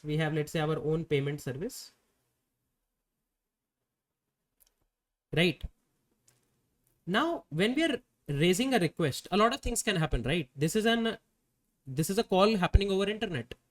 Internet is definitely a very non-deterministic thing. There can be three different situations that can occur. First, you raised a request for deducting the payment or making a payment, and in between your request fails, maybe due to loss of internet, maybe this payment service was down, or something happened in between. I don't want to go into situations of what can happen. Something happened. This is case number one. Case number two is you reached the payment service. Payment service started processing, but it was not able to complete the processing. It was not able to complete the processing, right? And if it was not able to complete the processing, let's say, then it started sending a response. It started sending a response.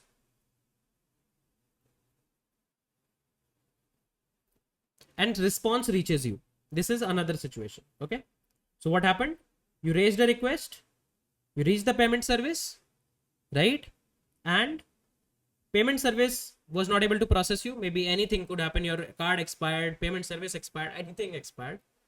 And then they returned you a response. This is the second situation.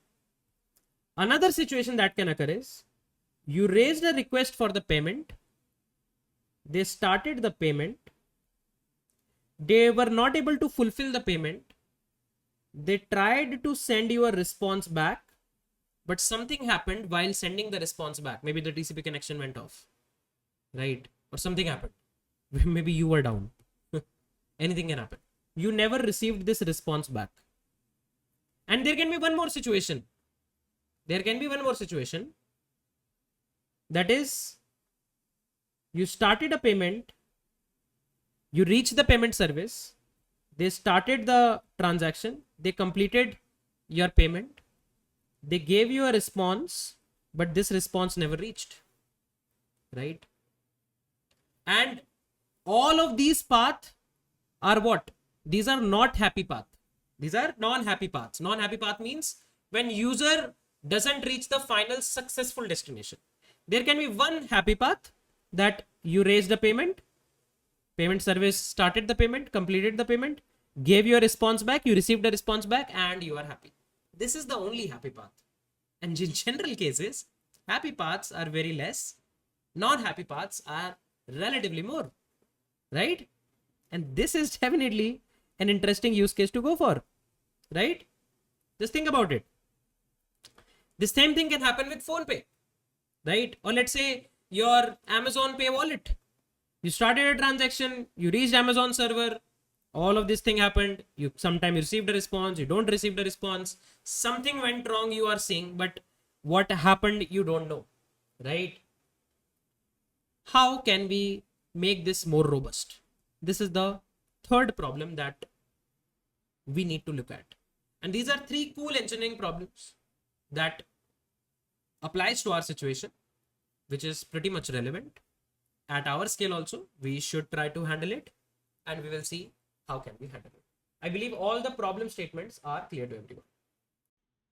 Now let's start talking about database transactions. In order to solve our problems, one of the problems we will be able to handle by database transactions. Okay. That will be the solution to one of the problems. One of the problem solution we already know, we just have to implement it. And the third problem is also going to be solved by a new technique that we are going to learn. Okay. So let's start talking about database transaction. First of all, we'll see the regular theory, then we'll see and try to take a bit more in-depth deep dive. Okay. Cool. So what is a database transaction? What is a DB transaction?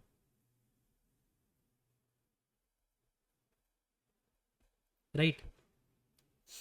So let's think about it. When you actually interact with your database and think it with respect to any product, right? Always try to have a thinking with respect to some product. Okay. When you're actually interacting with the product, it's not like you always just do, okay, select star from something, or just alter table something, or just update table something. There might be a case that you have to execute a series of database queries, right? You have to execute a series of database queries, right? In order to accomplish a task, right? In real life situations,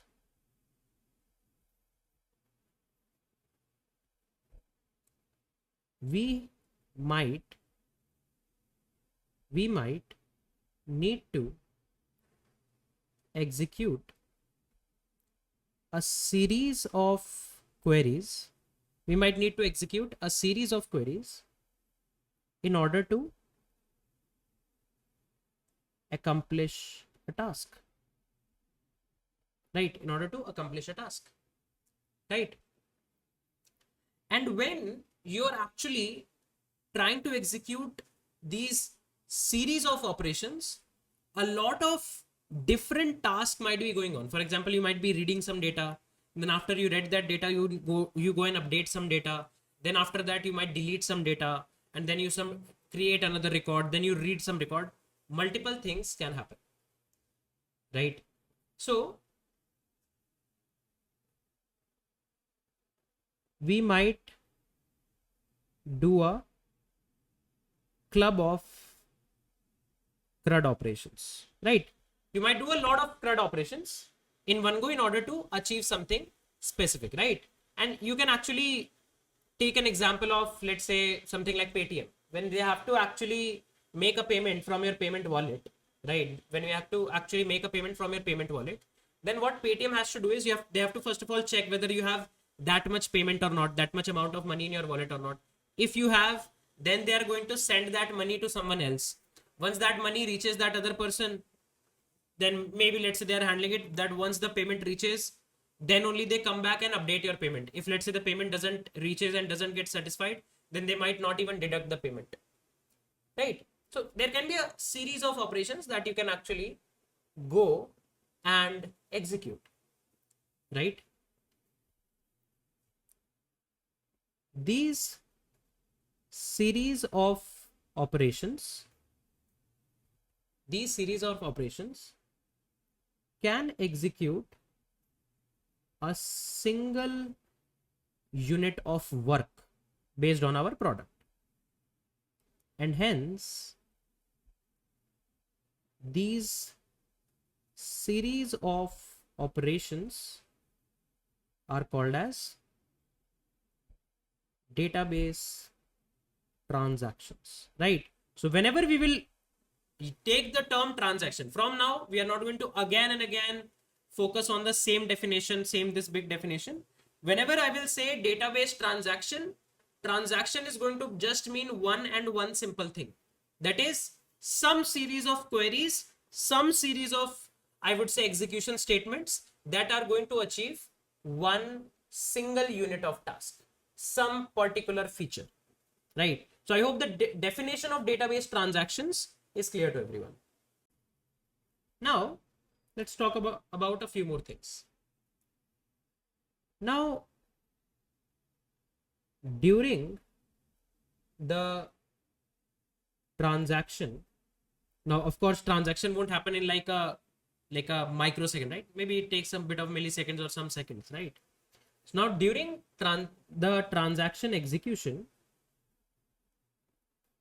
our database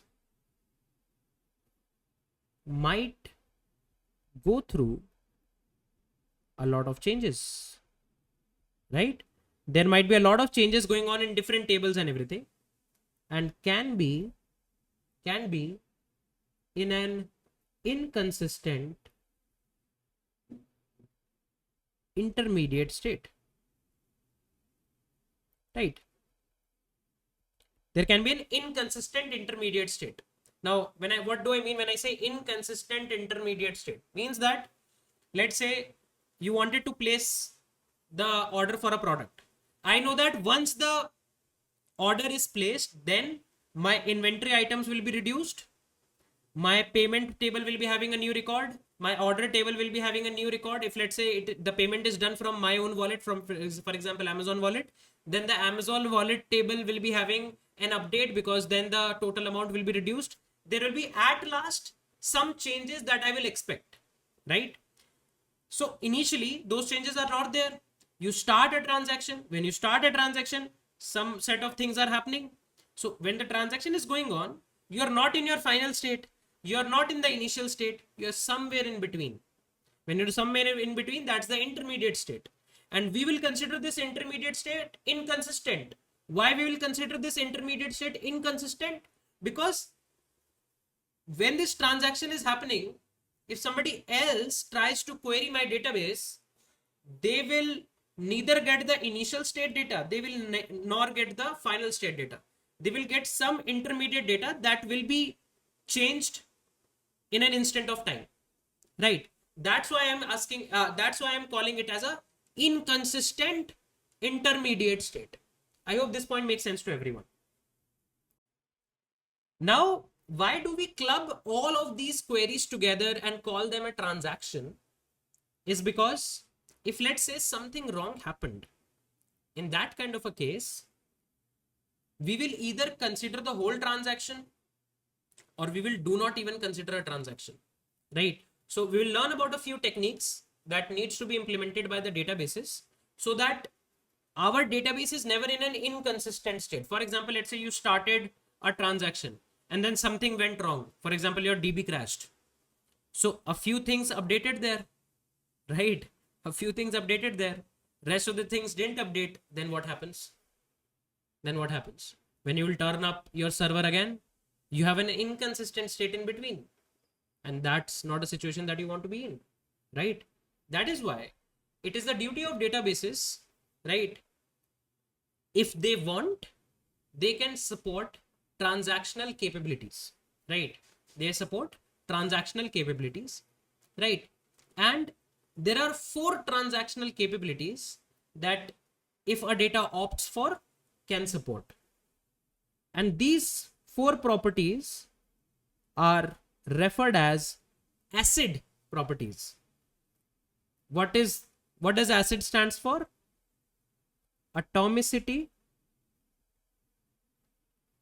consistency, isolation, very important, and durability, right? Atomicity, consistency, isolation, durability.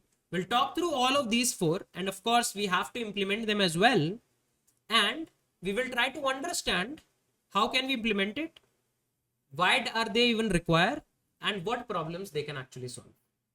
But ACID properties is one of the most famous questions if you go for a college exam or if you go for things like GATE or something, because it's a very important property. And actually, when you actually work on, let's say, a database, or let's say you work in a real life situation as an engineer, you will be in a situation where you might have to handle these ACID properties yourself.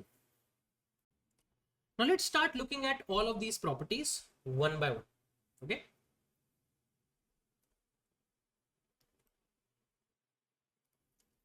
Now let's talk about the first property, atomicity, one of the most important ones, or we should say there are 4 only, everything is important. What is atomicity? Atomicity says one simple thing. Atomicity just says one simple thing, that a transaction is a bundle of statements that intends to achieve one final state. Okay. Either we should say when we are attempting a transaction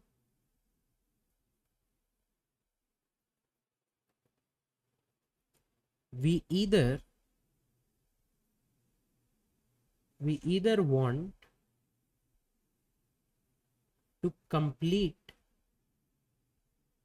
all the statements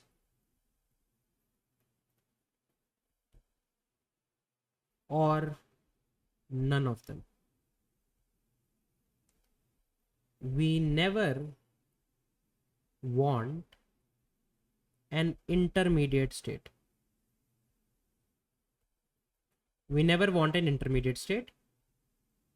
This is called as atomicity, right?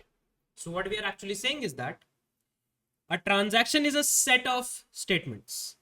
Either everything should go and complete itself, or none of them should complete itself. We never want to be in a situation where some of the changes in the database happened, remaining never happened, right? This is something that atomicity implements, right? It's like when you are making multiple set of changes, right? And some of the changes happened, but due to some reasons, other changes didn't happen. In that case, the changes that will happen are also going to be reverted. For example, let's say you started a payment, you deducted amount, but the payment didn't go through. Then what will happen? You will revert back the amount that you deducted. You will revert back the amount that you actually deducted. That's what I mean by revert. And that is why when you are actually executing a transaction, there is something called as a states of a transaction. We define states of a transaction. What are the states of a transaction? One state of the transaction is begin. That is, you started a transaction. One state of the transaction is you started a transaction. This is to start a transaction. This is when transaction just starts. That's the state called as begin, right? Then there is a state called as commit. There is a state called as commit. What is commit? That all the changes are applied successfully.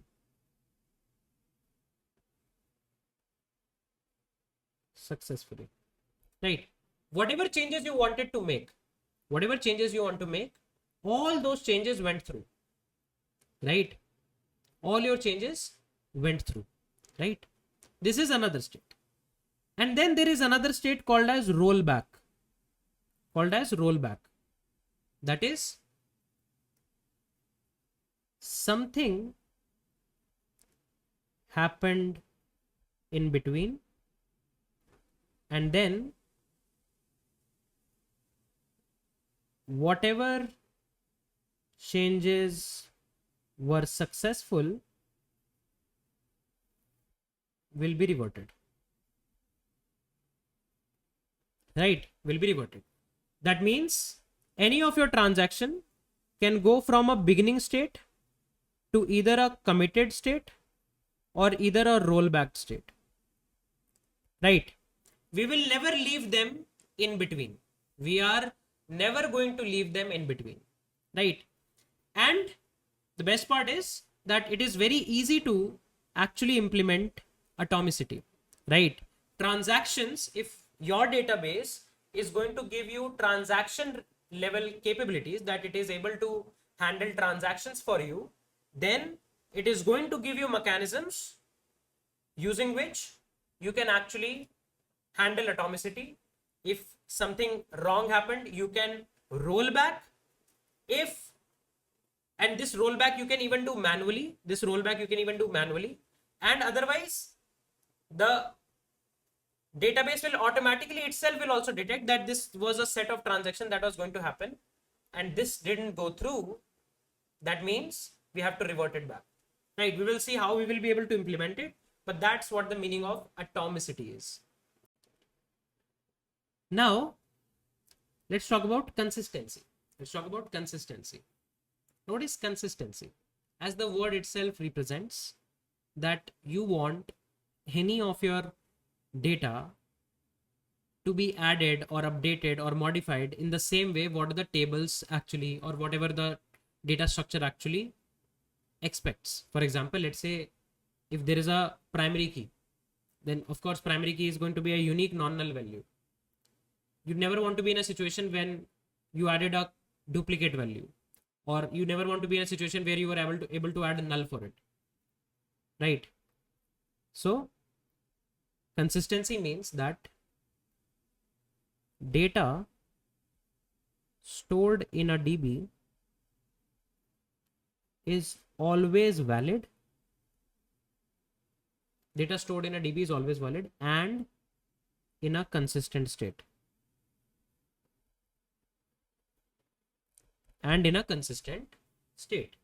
Right? यार जो भी data है वो हमेशा valid, जो भी constraints we have applied, whatever constraints we have applied, all those constraints should be applied. Whatever checks and conditions we have applied, all those checks and conditions should be applied, right? For example, let's say if a table says that this column is always going to be a non-null column, there never should be a situation that your database makes it a null column. That's going to be pretty bad for us, right? Because that might lead our updates to go somewhere automatically else, right? That is what is the meaning of consistency for us. And we want our database to be highly consistent with whatever instructions we have given it. It should follow it. Now we will talk about isolation, one of the most important parts in ACID. What is meant by isolation? It is an ability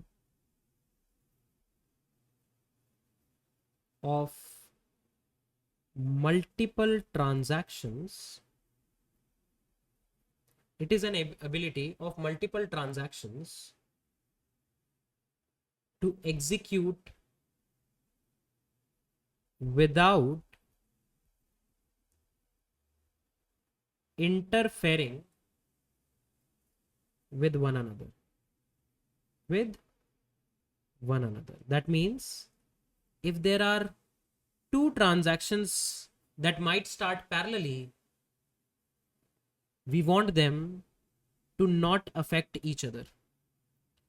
Because there can be a case that, let's say, one transaction made an update in one of the rows of a table, and then another transaction which is going to achieve absolutely different task has to read this data, right? And then parallelly both of them are going on, but the first transaction failed. Now what? If the first transaction failed, everything is gonna roll back, atomicity.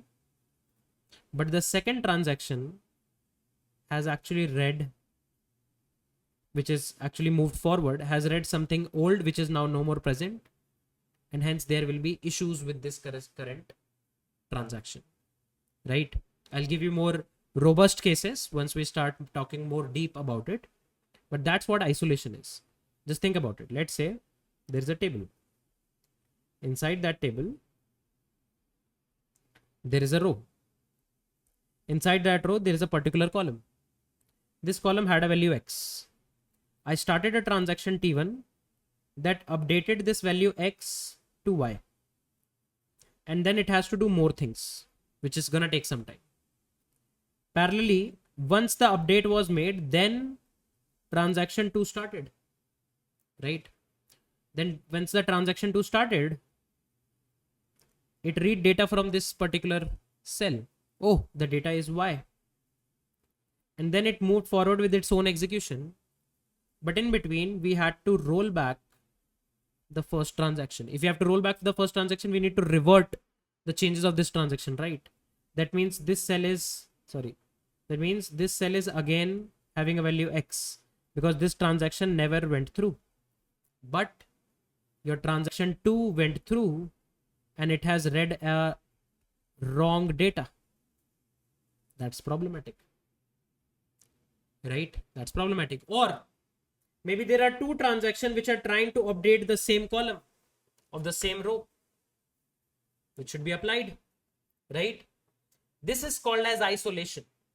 That your database should be able to handle different level of isolation such that whatever depends for our use case, whatever is good for our use case, we should be able to implement that level of isolation at any point of time, right? This is something extremely important for us. Durability, the last part of ACID, durability, right? Durability is a very simple thing. If something changed in the database and any unforeseen circumstances happened,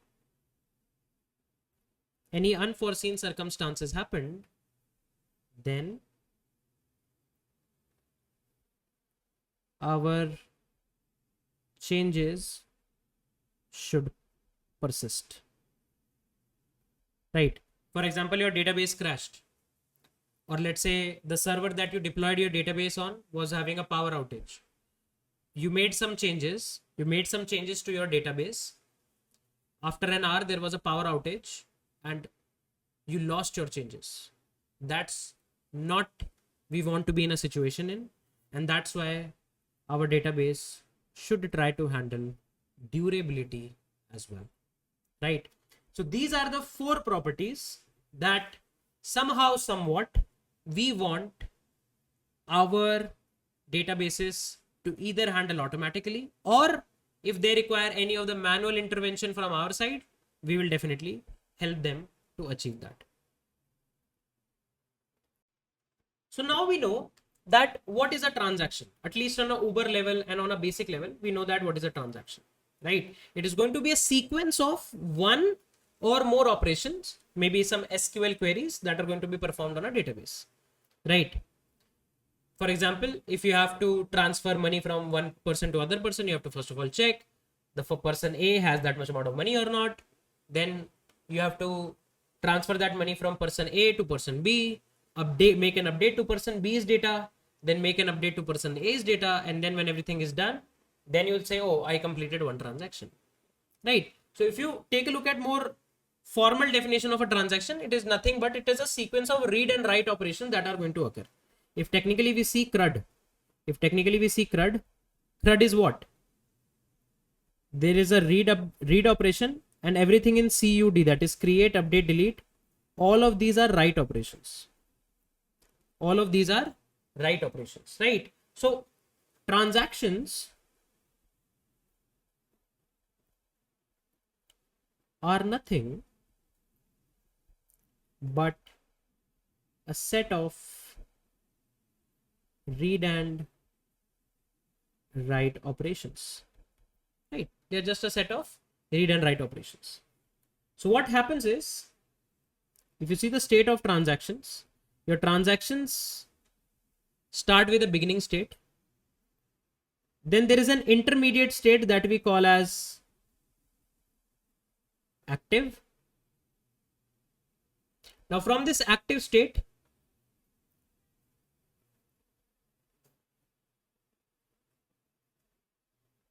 they can be in 2 different states, right? That is the moment you started execution, at the same moment then you failed, or maybe you did some execution that is partially complete, and after partial completion you failed. There can be both of the situation, that you started a transaction, it failed immediately, or you executed a certain set of execution statements and then it failed.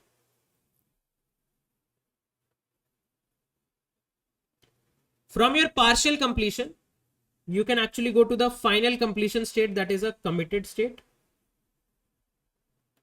or you might land up at abort. Right? Which you will also call as the state from where we have to roll back. Right? So if you failed, you're going to abort. If you're going to fail, you're going to abort. This is a simple mental model that we are going to actually apply. Right? Okay. If this part is making sense, now I would like to talk about a few situations. That can actually happen. Right? Okay. So let's see.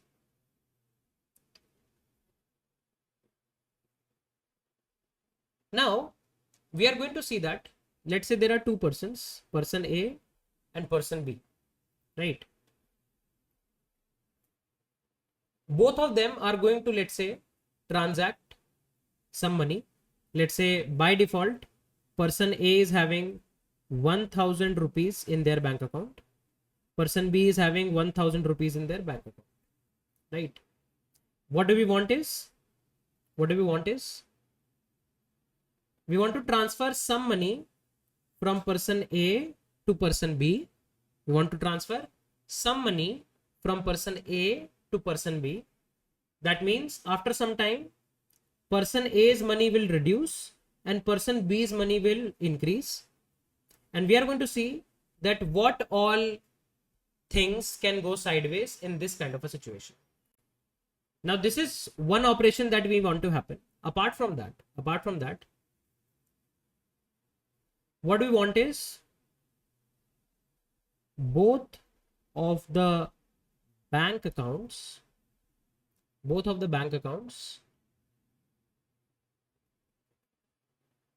get some X% of interest, right? At the same time, when let's say this transfer is going to happen, at the same point of time, both of the bank accounts get some X percentage of interest, right?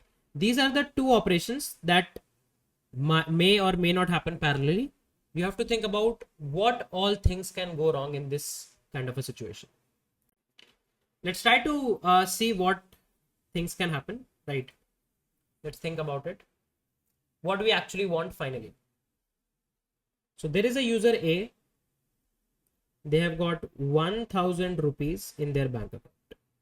And then there is a user B who also has got 1000 rupees in their bank account. And technically we want to have two transactions. One transaction is going to begin. And let's say we are going to transfer 100 rupees from account A to account B. Okay. So what do we want? That A's account should be less by 100 rupees and B's account should be increased by 100 rupees. And then we are going to make a commit, right? This is the first transaction that I want some amount to move from account A to account B. What is the other transaction that I want to do? The other transaction that I want to do is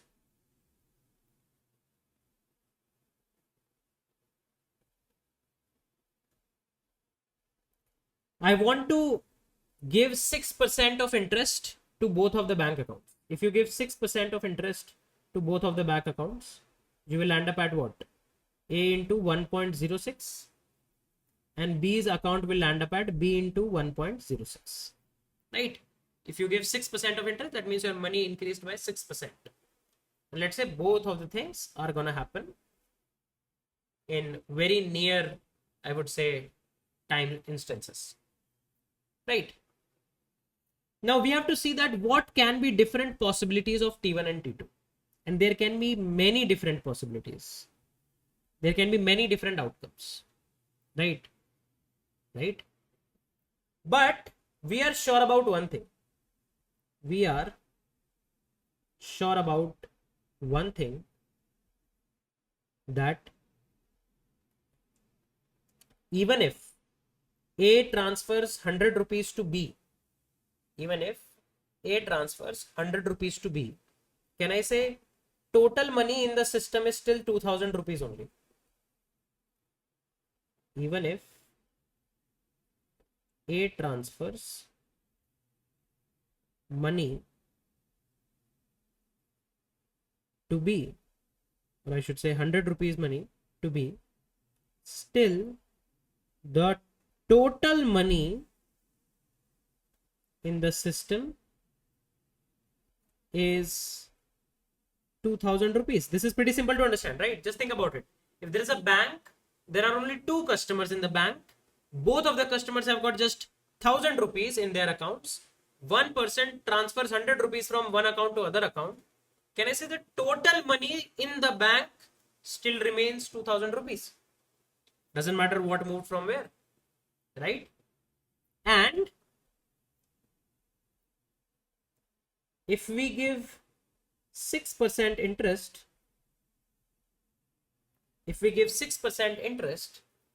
then total money in accounts should be 1000 into 1.06, that is 2120 rupees. Can I say that?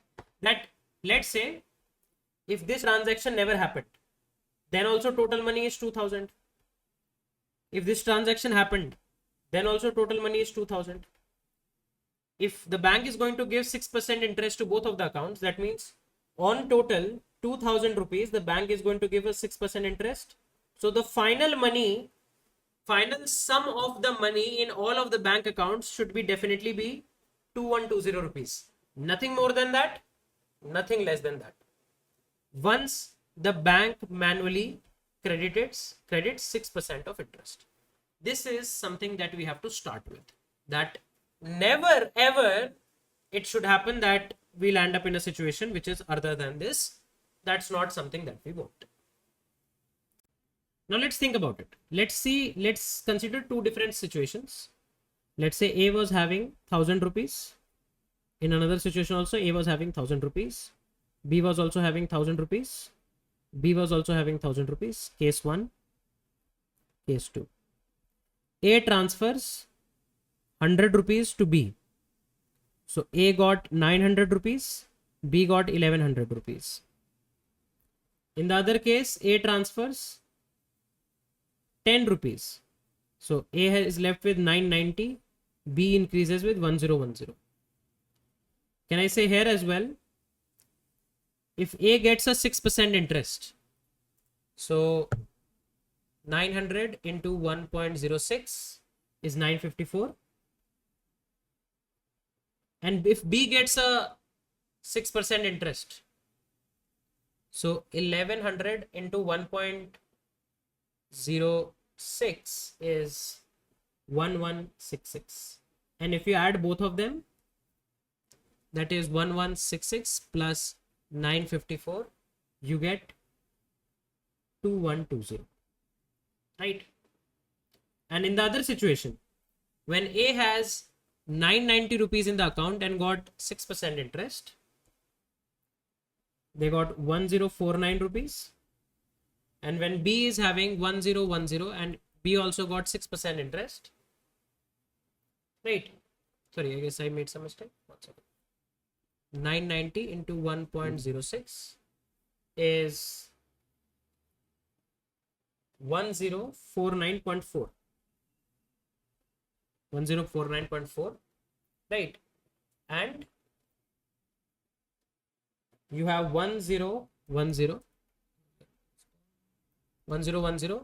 into 1.06 is 1070.6. If you add up both of them, 1049.4 plus 1070.6, this lands up at again 2120. So our hypothesis is correct that at last the total money in all of the money in the bank account should not be other than 2120. Can I say that? Right. Okay. Now let's think about it. Let's see one happy path where we will do serial execution. Okay. What do you mean by serial execution?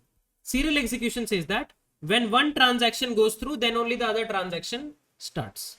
Let's think about it. So let's say this is transaction 1, this is transaction 2. Now case number 1. What is case number 1? That transaction 1 happens, then transaction 2 happens. So what is transaction 1? You begin, then you decreased A's amount by 100 rupees. You increased B's amount by 100 rupees. And then you commit. Right?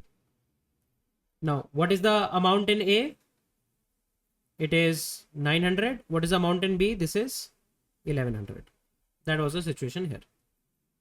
Right? And then another transaction happened. Begin. You gave 6% of interest to both of them. And then you commit.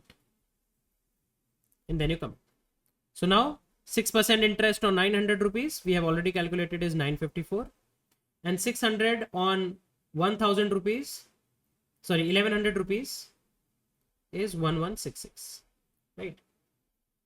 So can I say in this case, A plus B leads to 12120. This is something that we saw here as well. We first decreased the money and increased the money and then applied the interest. But opposite can happen as well. Opposite situation can happen as well, that there are two transactions, T1, T2. This time T2 happens first. That means your interest gets credited first and then your amount gets deducted. This is another serial execution that can happen. So this time, if you begin, you give interest 1.06, 1.06, and you commit. So what's the interest? Both of them initially has 1000 rupees. So the interest that they got is 60 more rupees. So here, after this, A has got 1060 and B also has got 1060. Now, let's say this transaction occurs where we begin, A reduces by 100, B increases by 100, and commit. So what will happen? A will be left with what? Sorry. 1060 minus 100 is what? 960. A will be left with 960 and B will be left with what? 1060 plus 1100, plus 100. That is 1160. Right. What is the total money? What is the total money? Total money is still 2120. Right. So whatever happened, total money is 2120. You can see if T1 happened first, T2 happened second, A has 954 rupees, B has 116 rupees, but the total money is 2120. If T2 happened first, T1 happened later, A has slightly more money, B has slightly lesser money, right? But the total money is still 2120. The total money is not deviating. And it's of course, right? If you reduce your value and then get an interest, you will get a lesser interest. On the same value, if you get an interest and then you reduce something, you will get a better position, that is 960. This is of course, and these are both of acceptable paths, right? But there is a problem with this. I cannot do it like that. All the transactions should always happen in serial order. Otherwise, there will be a lot of load on the database.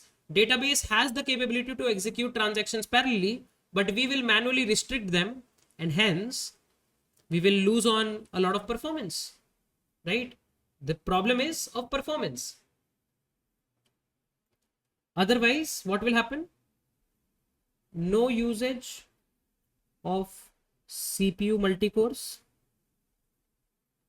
right? And slow execution of queries, right?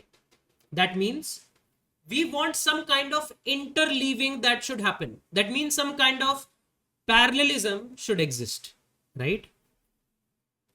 Now, in parallelism, things can go out of hand in a lot of ways, right? There can be a lot of things that can happen, okay, if you want to execute things parallelly. Okay, let's see.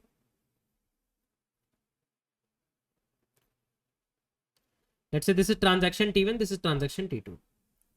Let's say you begin the transaction, you reduce your money by 100 rupees. At that same time, the moment this got completed, you, let's say, started executing transaction number 2, and A is equals to A into 1.06. So there is an interleaving going on. What is this interleaving going on? There is a context switch that happened, right? For example, there is a context switch that happened and another transaction started executing and you got this amount credited. Okay. Once that is done, then B got 100 more rupees, right? And you commit this transaction here. And here you got 6% interest, and then you committed your value here. Now let's see what will happen. A had 1000 rupees. You reduce 1000 rupees from A. So A now got 100 rupees from A. So A now got 900 rupees. On 900 rupees, A got a interest. That is pretty good, right? So on 900 rupees, if we got a 6% interest, we got 954, right? Then we actually incremented B to 1100 rupees and then gave B a interest of 6%. That is 1166, right? And if you total up the sum, everything looks good, 2120. So this is a good way of interleaving both of the, I would say, transactions, right? It's a pretty good way to go for. No problem at all. The total money is still safe. But let's see an alternate world where things actually went out of hand. You begin a transaction, you reduce the amount from A, at the same time, you interleave or do a context switch. You go here, and this time B also got their interest, and you commit this transaction. Then you come back to this, you increased 100 rupees here, and then you commit this transaction. Let's see what happened. 1000 rupees initially. You reduced A's 1000 rupees to 900. Now both of them got 6% interest. 6% interest on 900 rupees will lead you to 954. And 6% on 1000 rupees will lead you to what? 1060 rupees. Right? 1060 rupees. Right? And then B got 100 more rupees. So B got 1160. What is the sum of 1160 plus 954? This leads up to 2114. Right?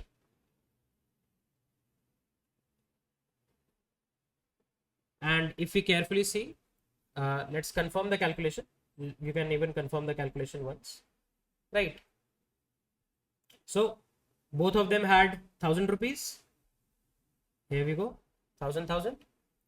A got reduced by 900. Okay. Then both of them got their credit of 6%. So on 900, if you multiply 1.06, you get 954. You got 954, right?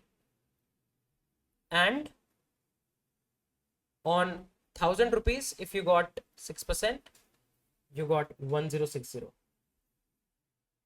Then you increased 100 rupees here. This becomes 1160. And if you sum up 1160 plus 954, same answer, 2114. Your bank lost some money. The bank lost some money. Not a pretty good situation to be in, right? Because if you're summing things up, things are not coming exactly what we expected them to be, right? And this is a problematic situation to be in. So there exist three kind of situations that can occur if there are interleaving of two transactions going on. These are called as execution anomalies.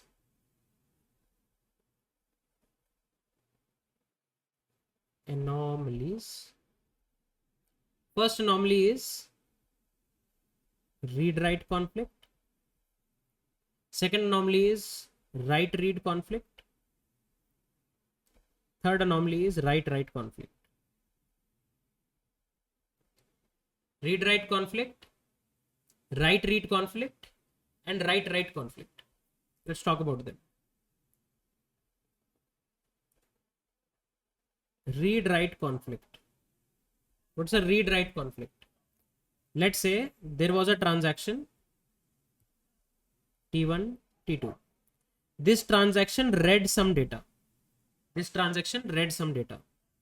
say it read 1,000 rupees. Then in this transaction, you read the same data, that is 1,000 rupees, and then you made some update or made some write on that data, and let's say made it 900 rupees. When you go back to this transaction, the data that you have read is already 1,000, but this data has been actually changed. But you never came to know about this change. Never came to know about this change, and hence problem. This is called as read write conflict, that what you read has been written or updated somewhere else. You are still executing your stuff, but you never came to know that your data was actually updated. Right? Another conflict is called as write read conflict, which is even more deadly. If let's say there are two transactions, T1, T2. The transaction one read a data, let's say 1,000 rupees. Then it also wrote something. Let's say it updated the data to be 900 rupees. Then in transaction 2, you read the data, that is 900 rupees. And then you wrote something on that data, let's say 954 rupees. Let's say you gave some interest or something. When you came back, this transaction aborted. If this transaction aborts, ideally by atomicity, everything should roll back. If everything should roll back, and let's say here you committed, here you commit the data as well. Okay. And here you want to roll back. Now see, you actually read an uncommitted written data. This data was written, but this data was not committed. And then you read it, made some changes and committed yourself. And later this data actually got aborted. So this is a write read conflict, that you wrote something which was dirty. This is also called as dirty read. This problem is also called as dirty read problem, that you read something which was dirty. Dirty means something that has not been committed. It's a dirty read. This is called as unrepeatable read. That if you read the same thing again, you won't get the same data. Technically the data is updated, but you are still getting the same data. This is called as dirty read, that you are trying to read a data which was not committed. That means it was an intermediate inconsistent state. That means a dirty state. Right? And the last one is write conflict. What's a write conflict? In a write conflict, let's say transaction 1 started reading, started writing some data. It has not been committed yet. Then transaction 2 wrote some data, right? And it wrote some other data as well, some data B as well. And it committed itself, right? It committed itself. So for example, here you wrote the data to be 1,000 rupees. You updated some data to be 1,000 rupees. Then here again, you updated the data to be 900 rupees, right? Then you updated some other data to, let's say, 1,100 rupees, right? And then you wrote that same data here again. You wrote that same data here again. So what you are doing, you are writing something, or let's say the commit didn't happen. Let's say the commit didn't happen. You wrote something here, and then you're writing something here again. Write conflict. Both of you are trying to write something which may or may not go further, right? That's called as overwriting uncommitted data. See, neither this committed nor this committed. Both of them are trying to write to the same data point, and hence that's another anomaly that can exist, right? So if you see our case, what is this case? You wrote something, you didn't commit it, and then you read it. It's a dirty read. You are doing a dirty read here. The case that we saw looks like it's a dirty read, right? And then you are updating data here and you're updating data here. It's a write conflict as well, right? So multiple anomalies can occur technically simultaneously as well. And these are the problems that can occur if you are executing transactions. And this is something that we will try to resolve. And of course, the other possibilities of atomicity, then isolation. This is technically part of isolation, that we were not able to maintain isolation well, then durability, and then consistency as well. So a lot of time you will hear this word InnoDB with MySQL, right? Which is technically a storage engine for MySQL. It's a storage engine for MySQL, right? So now technically, what is a storage engine? You can, for easy understanding, you can say that storage engine is kind of like an interface that exists between your database management system and actual disk where, or the database where actual data is. It exists kind of like an interface somewhere in between, using which actually all the queries and everything are executed on the corresponding database, right? On the corresponding database, right? If you actually try to read about high level architecture, if you actually see high level architecture of any database, and if you specifically consider MySQL, then you will see a lot of, I would say, typical components. And let me draw them in front of you. Now, this is one operation that we want to happen. Apart from that, what we want is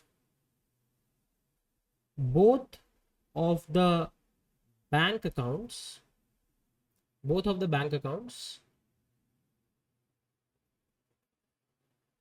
get some X% of interest, right? At the same time, when let's say this transfer is going to happen, at the same point of time, both of the bank accounts get some X percentage of interest, right? These are the two operations that may or may not happen parallelly. You have to think about what all things can go wrong in this kind of a situation. Let's try to see what things can happen, right? Let's think about it. What we actually want finally. So there is a user A. They have got 1000 rupees in their bank account. And then there is a user B who also has got 1000 rupees in their bank account. And technically we want to have two transactions. One transaction is going to begin, and let's say we are going to transfer 100 rupees from account A to account B. Okay. So what do we want? That A's account should be less by 100 rupees and B's account should be increased by 100 rupees. And then we are going to make a commit, right? This is the first transaction, that I want some amount to move from account A to account B. What is the other transaction that I want to do? The other transaction that I want to do is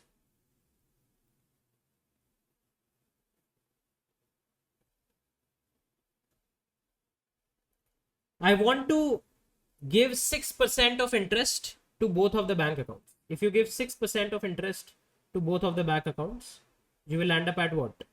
A into 1.06, and B's account will land up at B into 1.06, right? If you give 6% of interest, that means your money increased by 6%. And let's say both of the things are going to happen in very near, I would say, time instances, right? Now we have to see that what can be different possibilities of T1 and T2. And there can be many different possibilities. There can be many different outcomes. Right? Right? But we are sure about one thing. We are sure about one thing, that even if A transfers 100 rupees to B, even if A transfers 100 rupees to B, can I say total money in the system is still 2000 rupees only? Even if A transfers money to B, or I should say 100 rupees money to B, still the total money in the system is 2000 rupees. This is pretty simple to understand, right? Just think about it.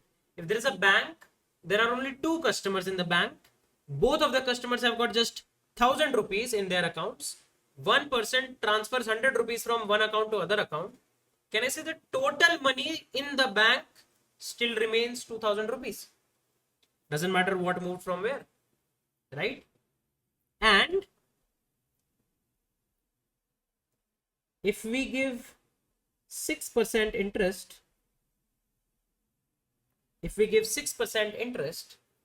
then total money in accounts should be 1000 into 1.06, that is 2120 rupees. Can I say that? That let's say if this transaction never happened, then also total money is 2000. If this transaction happened, then also total money is 2000. If the bank is going to give 6% interest to both of the accounts, that means on total 2000 rupees, the bank is going to give us 6% interest. So the final sum of the money in all of the bank accounts should be definitely be 2120 rupees. Nothing more than that, nothing less than that. Once the bank manually credits 6% of interest. This is something that we have to start with. That never ever it should happen that we'll end up in a situation which is other than this. That's not something that we want. Now let's think about it. Let's consider two different situations. Let's say A was having 1000 rupees. In another situation also, A was having 1000 rupees. B was also having 1000 rupees. B was also having 1000 rupees. Case 1, case 2. A transfers 100 rupees to B. So A got 900 rupees. B got 1100 rupees. In the other case, A transfers 10 rupees. So A is left with 990. B increases with 1010. Can I say here as well? If A gets a 6% interest, so 900 into 1.06 is 954. And if B gets a 6% interest, so 1100 into 1.06 is 1166. And if you add both of them, that is 1166 plus 954, you get 2120, right? And in the other situation, when A has 990 rupees in the account and got 6% interest, they got 1049 rupees. And when B is having 1010 and B also got 6% interest, right? Sorry, I guess I made some mistake. 1 second. 990 into 1.06 is 1049.4. 1049.4, right? And you have 1010 into 1.06 is 1070.6. If you add up both of them, 1049.4 plus 1070.6, this lands up at again 2120. So our hypothesis is correct that at last the total money in all of the money in the bank account should not be other than 2120. Can I say that? Right. Okay. Now let's think about it. Let's see one happy path where we will do serial execution. Okay. What do you mean by serial execution? Serial execution says that when one transaction goes through, then only the other transaction starts. Let's think about it. So let's say this is transaction 1, this is transaction 2. Now case number 1. What is case number 1? That transaction 1 happens, then transaction 2 happens. So what is transaction 1? You begin, then you decreased A's amount by 100 rupees. You increase B's amount by 100 rupees. And then you commit. Right? Now, what is the amount in A? It is 900. What is the amount in B? This is 1100. That was the situation here. Right? And then another transaction happened. Begin. You gave 6% of interest to both of them. And then you commit. So now 6% interest on 900 rupees, we have already calculated is 954. And 600 on 1000 rupees, 1100 rupees is 1166. Right? So can I say in this case, A plus B leads to 12120. This is something that we saw here as well. We first decreased the money and increased the money and then applied the interest. But opposite can happen as well. Opposite situation can happen as well, that there are two transactions, T1, T2. This time T2 happens first. That means your interest gets credited first and then your amount gets deducted. This is another serial execution that can happen. So this time, if you begin, you give interest 1.06 and you commit. So what's the interest? Both of them initially has 1000 rupees. So the interest that they got is 60 more rupees. So here, after this, A has got 1060 and B also has got 1060. Now let's say this transaction occurs where we begin, A reduces by 100, B increases by 100 and commit. So what will happen? A will be left with what?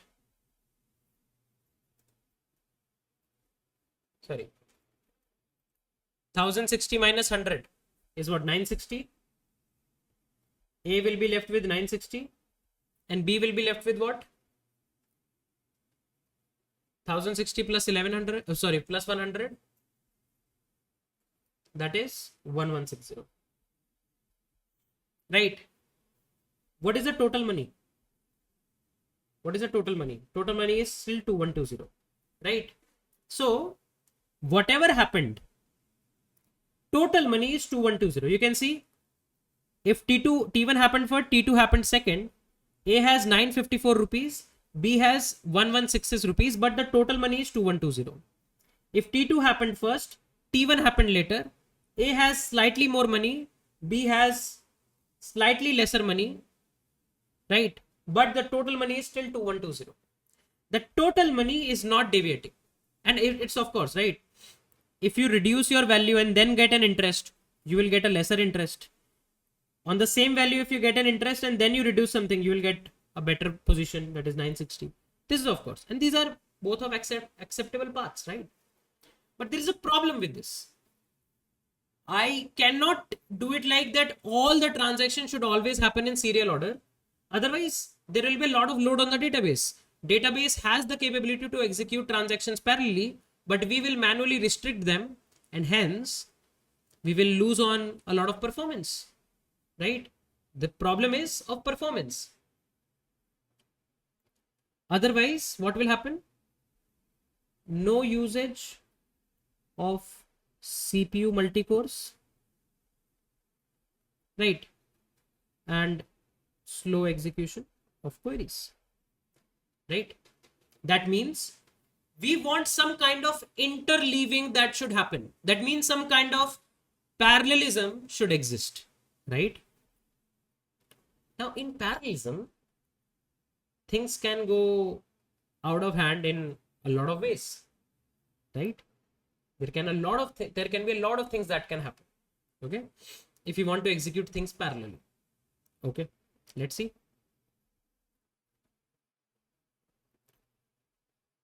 Let's say this is transaction T1, this is transaction T2.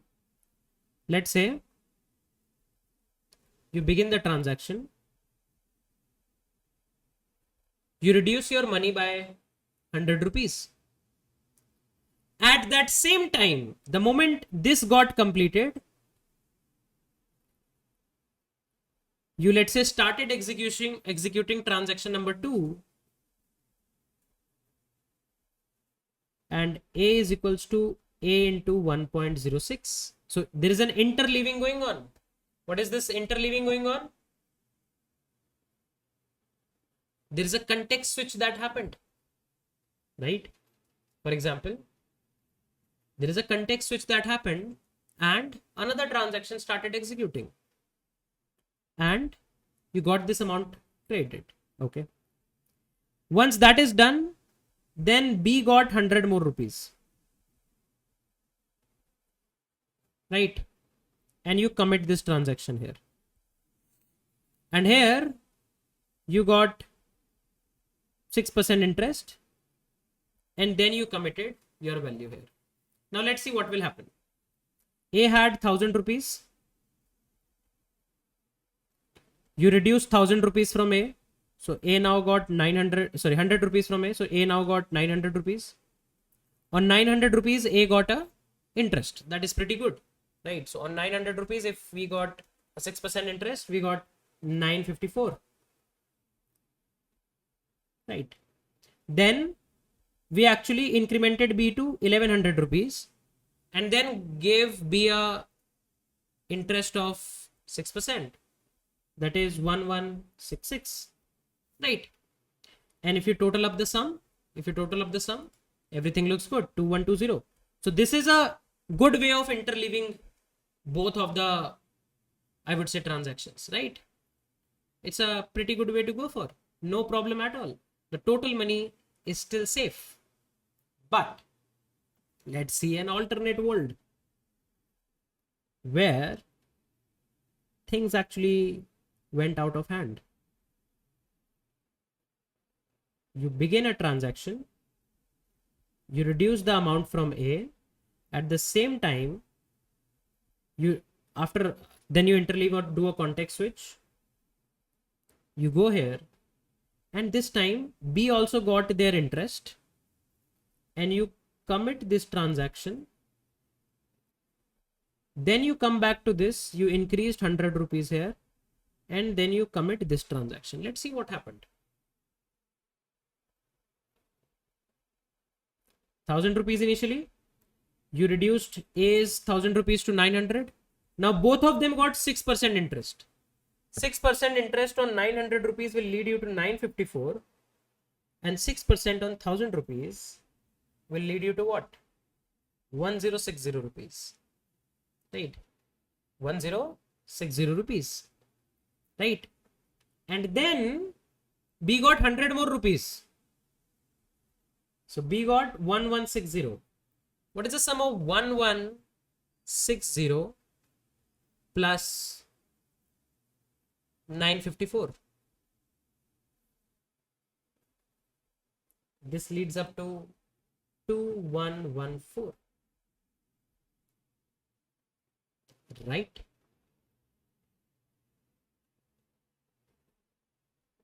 And if we carefully see, let's confirm the calculation. You can even confirm the calculation once, right? So both of them had 1000 rupees. Here we go, 1000. A got reduced by 900. Okay. Then both of them got their credit of 6%. So on 900, if you multiply 1.06, you get 954. You got 954, right? And on 1000 rupees, if you got 6%, you got 1060. Then you increased 100 rupees here. This becomes 1160. And if you sum up 1160 plus 954, same answer, 2114. Your bank lost some money. The bank lost some money. Not a pretty good situation to be in, right? Because if you're summing things up, things are not coming exactly what we expected them to be, right? And this is a problematic situation to be in. Now we know what are asset properties. Now it's a good time to actually try to understand how exactly databases ensure atomicity, right? In order to ensure atomicity, generally there are two ways in which databases ensure atomicity. The first way is actually called as logging. The second way is actually called as shadow paging. Right? We'll talk about both of them. Right? In logging, what happens is your database management system logs all actions that it is doing, right? So that later it can undo it, right? So in logging mechanism, what happens is your database management system tries to actually do the logging of whatever queries you have to exactly execute in a transaction. And then later, what will happen is, if for some reasons we were not able to complete the transaction, then it will use these logs to undo those same transactions, right? Generally, these logs can be maintained in memory or disk, anywhere, right? Depending on database management system to system, these logs are maybe prepared in your RAM or maybe in your hard disk, wherever they feel that they have more efficiency. It can depend on, I would say, database to database. Okay. Now understand it like this. This logging mechanism, it's kind of like a black box that airplanes have, right? If you have seen any documentary where airplanes crashes, then you will always find one thing, that people try to look for a black box, because in the black box of an airplane they have all the recordings of what was the conversation going on in the cockpit here and there, right? Later they are able to actually backtrace that what exactly happened, why it happened. It's kind of like that black box only, that we will be able to trace back whatever we did and we'll be able to undo it, right? That's the logging mechanisms, right? Apart from the logging mechanism, there is another simpler mechanism called as shadow paging. What is shadow paging, right? Here, your database management system makes copies of pages. It makes copies of pages and transactions. You can, in simple terms, you can say makes copies of the actions. Okay, makes copies of actions, right? And then this copy is initially considered as a temporary copy, right? The whole database, it's whatever is the important region of that particular part of the disk of the database, it tries to create a copy to that. If transaction succeeds, then it starts pointing to the new temporary copy, right? So it's a very simple mechanism. For example, your transactions are going to apply some changes in your database, right? What will you do? You will create a copy of the database, or let's say some partition of that database, and then you will try to do all of those actions in that copy. If the transaction goes through, what will you do? You will start pointing to the new temporary copy instead of the old copy, and then old copy will be later removed. Otherwise, if the transaction doesn't go through, then you won't be able to actually start point to the temporary copy. That temporary copy has to be removed, right? As simple as that. That's called as shadow paging. Now, if you actually take a look with respect to what databases generally prefer, right? Logging is the most preferred mechanisms. Even in MySQL, when I'll talk about more around this, MySQL also relies on logging, right? There are some databases like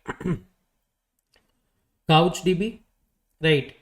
Or I guess OpenLDAP, right? These kind of databases rely on shadow paging. Otherwise, most of the databases have logging mechanisms, and this is definitely better as well, right? And when you actually say shadow paging, then this temporary copy can be maintained anywhere depending on database to database. This temporary copy can be maintained on a new copy of a database, or maybe somewhere in the RAM, somewhere in the disk, depends on how shadow paging is actually internally implemented, right? That's how databases ensure atomicity. And this is what internally happens. But when you as a user try to execute a transaction, you always see your transactions initially in a beginning state, and from a beginning state, right, it can be into a committed state, or it can be into a rollback state, right? What is the committed state? Committed state represents that whatever transaction we wanted to apply has been successfully implemented, no problem. Rollback state means that you were trying to execute a bunch of queries in the transaction, something wrong happened, and now you have to roll back everything. So these are the three states: begin, commit, rollback. When we will be writing SQL queries, you will actually see that it will try to commit the transaction, or it will try to roll back the transaction. We will be having mechanism to roll back and commit manually. And whatever we do manually, let's say we complete the transaction, at last you can write commit, then it will try to commit that. If you somewhere in between for a particular condition try rollback, then it starts rolling it back. Or maybe if something else specifically occurs, then also it will try to roll back, and so on. So we for us at a user level, we won't see a lot of internal mechanism going on. We'll be actually interacting with these three states, and rest everything will be assured by the corresponding database.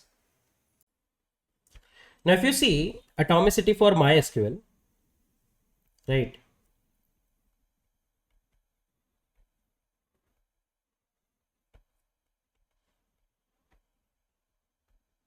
Right. If you specifically see MySQL, although you don't need to specifically understand how atomicity, isolation, and everything works for every database, it's good to understand for one.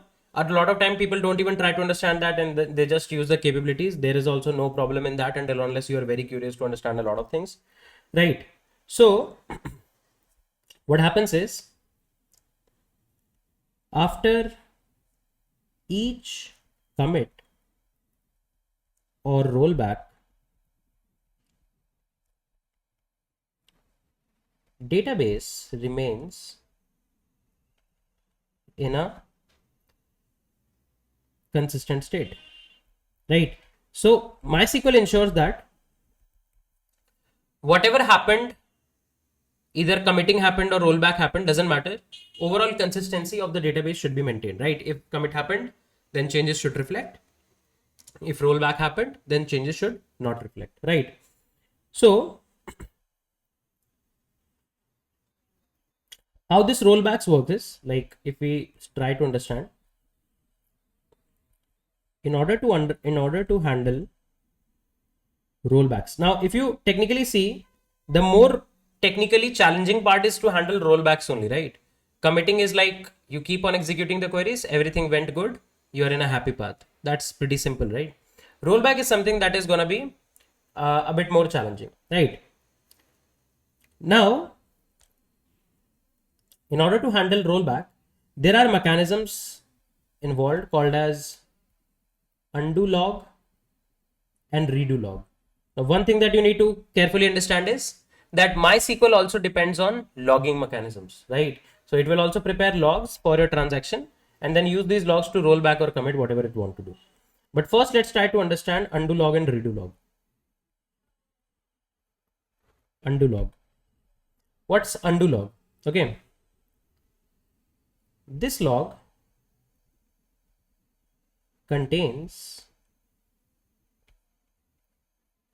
records about how to undo the last change done by a transaction, right? Last change done by a transaction. If any other transaction need the original data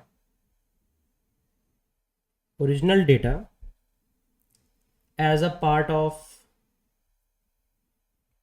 consistent read operation,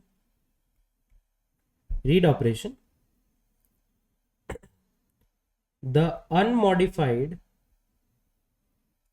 data is retrieved from undo logs,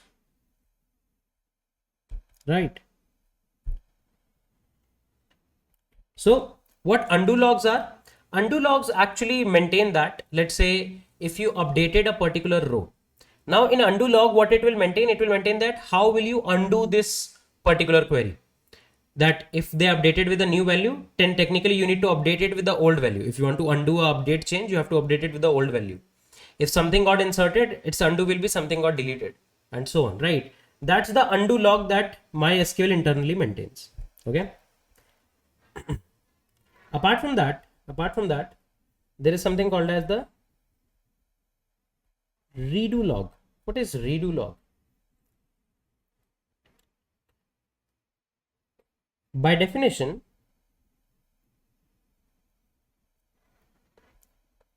the redo log is a disk-based data structure. It's a disk-based data structure used for crash recovery. To correct data written by incomplete transactions, right? So let's say if there was any incomplete transaction that happened, it might be in an incomplete state due to many reasons, but in order to do a recovery from there, then redo logs can be helpful, right? The changes which could make it up to the data files is where the actual data is stored before the crash. Now this crash can be due to any reasons, right? Before the crash or any other reasons are replayed automatically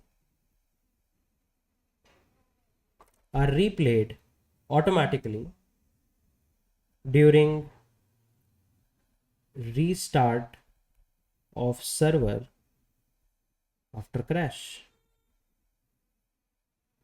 right? So what happens is, if let's say there is a crash that happened and there were some changes that actually changed something in the data file. Data files are those files where actually some changes persist for your corresponding database in the disk. Then these redo logs are going to be used to replay automatically those when you turn up the server again. When you turn up the database server again after the crash, these redo logs are going to be used to automatically replay all of them, right? That's called as a redo log. That's called as a redo log. So using this undo log and this redo log together, MySQL ensures atomicity, right? That let's say if there was a transaction that actually was going on and then something manually happened or something wrong happened, you have to roll back. Then there is an undo log, that is a log of all those statements that are actually going to be executed in order to uh, revert the changes are going to be in the undo log. If let's say there are some changes which were a part of an incomplete transaction, and then when you restart, you want to complete that transaction from that point of time, then there are redo logs. Redo means doing it again. So these are going to be those logs which are going to log about those changes where the changes actually reach the data files, and when you turn up the server again, then these redo logs are actually again applied in case after restart the transaction is expected to be retried. Now, in order to understand how exactly isolations can be handled, we need to go through a bunch of docs. These are very good docs from Wikipedia. Right. You can see in databases, isolation determines how transaction integrity is visible to other users and system. That is, if let's say there are 2 or 3 parallel transactions going on, how they are going to work together. Or if let's say a transaction is going on, how any other external entity is going to look at it. A lower isolation level increases the ability of many users to access the data at the same time. So if you will not apply very hard or high level of isolation and instead apply a very low level isolation or very less isolation, then multiple transactions will be able to access the same data at the same point of time, right? Now you might feel that okay, with a lower isolation it automatically feels right that let's say there is one data point, let's say there is one data point D, and if let's say multiple transactions are able to access it, that means we are able to do parallel processing, right? But with great power comes great responsibility. In the next line it says, but increases the number of concurrency effect such as dirty reads and lost updates. We talked about dirty reads and everything, right? So if multiple transaction will try to read the same data, then what will happen? The concurrency related problems will also increase, right? Conversely, that is on the other hand, a higher isolation level, that is if you apply a very strong isolation, a very high isolation level, it reduces the concurrency effect that users may encounter. It can help you to avoid concurrency effect, but requires more system resources. Now this is going to require more system resources and it's going to be pretty slow, right? And increases the chance that one transaction is going to block another till the time it completes. So it's always a trade-off that what actually you want to achieve, how you want to achieve, right? Isolation is typically defined at database level as a property that defines how or when the changes made by one operation becomes visible to other. So isolation describes that if one transaction is making change for a data point, when and how that update is going to be visible. When and how means, let's say, are we going to make the new data visible to other transaction when we commit it, or it can actually see the updated data in between the transaction only, and so on. On older systems, it may be implemented systematically. For example, through the use of temporary tables. In a two-tier system, a transaction processing manager is required to maintain isolation. In an n-tier system, a combination of stored procedure and transaction management is required to commit the booking and send confirmation to the customer, such as if multiple people are attempting to book last seat on the flight. And this is our use case as well, right? So they are just mentioning that in old system, these were the mechanisms that used to happen. Right, not very much important for us. Isolation is one of the 4 ACID properties that we already know. Now let's talk about the concurrency control, and you can see they have a pretty good set of examples that we're going to go through. Concurrency control comprises the underlying mechanism in a DBMS which handles isolation and guarantee related correctness. It is heavily used by databases and stored engines both to guarantee the correct execution of concurrent transactions. If there are multiple concurrent transactions going on, what should be the correct order for us to execute them, and the correctness of DBMS processes. The transaction related mechanisms typically constrain the database data access operations to certain order characteristics such as serializability, recoverability, and so on. We'll talk about serializability and everything. Constraining database access operation constraining database access operation execution typically means reduce performance. That means, let's say if you say that I am not going to allow other transaction to even read the data till the time a particular transaction is going, of course you are gonna get a hit on the performance because rest of the transactions are gonna wait in the queue. And thus concurrency control mechanisms are typically designed to provide the best performance possible under constraints. Often when possible without harming correctness, the serializability property is compromised for better performance, right? So if somehow you are able to maintain correctness, generally people use serializability. But if performance is something that you have to actually take care about and you can somehow handle correctness, then you can even avoid the serializability property. I'll talk about serializability property, right? And so on. So these are all the details that are actually given, right? Now you can see I talked about dirty reads and everything, and they have given a very good example about that. Let's go through that. So in the following example, two transactions take place. In transaction 1, a query is performed. Then in transaction 2, an update is performed. And finally in transaction 1, the same query is performed again. See. So in transaction 1, you say begin. Select age from users where ID equals to 1. So you get the data as 20. Then there is an interleaving that is happening, right? Because this is not serialized. This is not one after another. There is interleaving happening. That okay, this much transaction got executed. Let's now go here. Begin update set age equals to 21 where ID equals to 1. This age becomes 21. Select age from user where ID equals to 1 and then commit. Now let's see. This is where they are explaining dirty reads. A dirty read, aka uncommitted dependency, occurs when a transaction retrieves a row that has been updated by another transaction that is not yet committed. Now just think about it. No, this transaction is also not yet committed. The second transaction where we are actually updating the row, this transaction is also not updated. And there can be a case that it rolls back.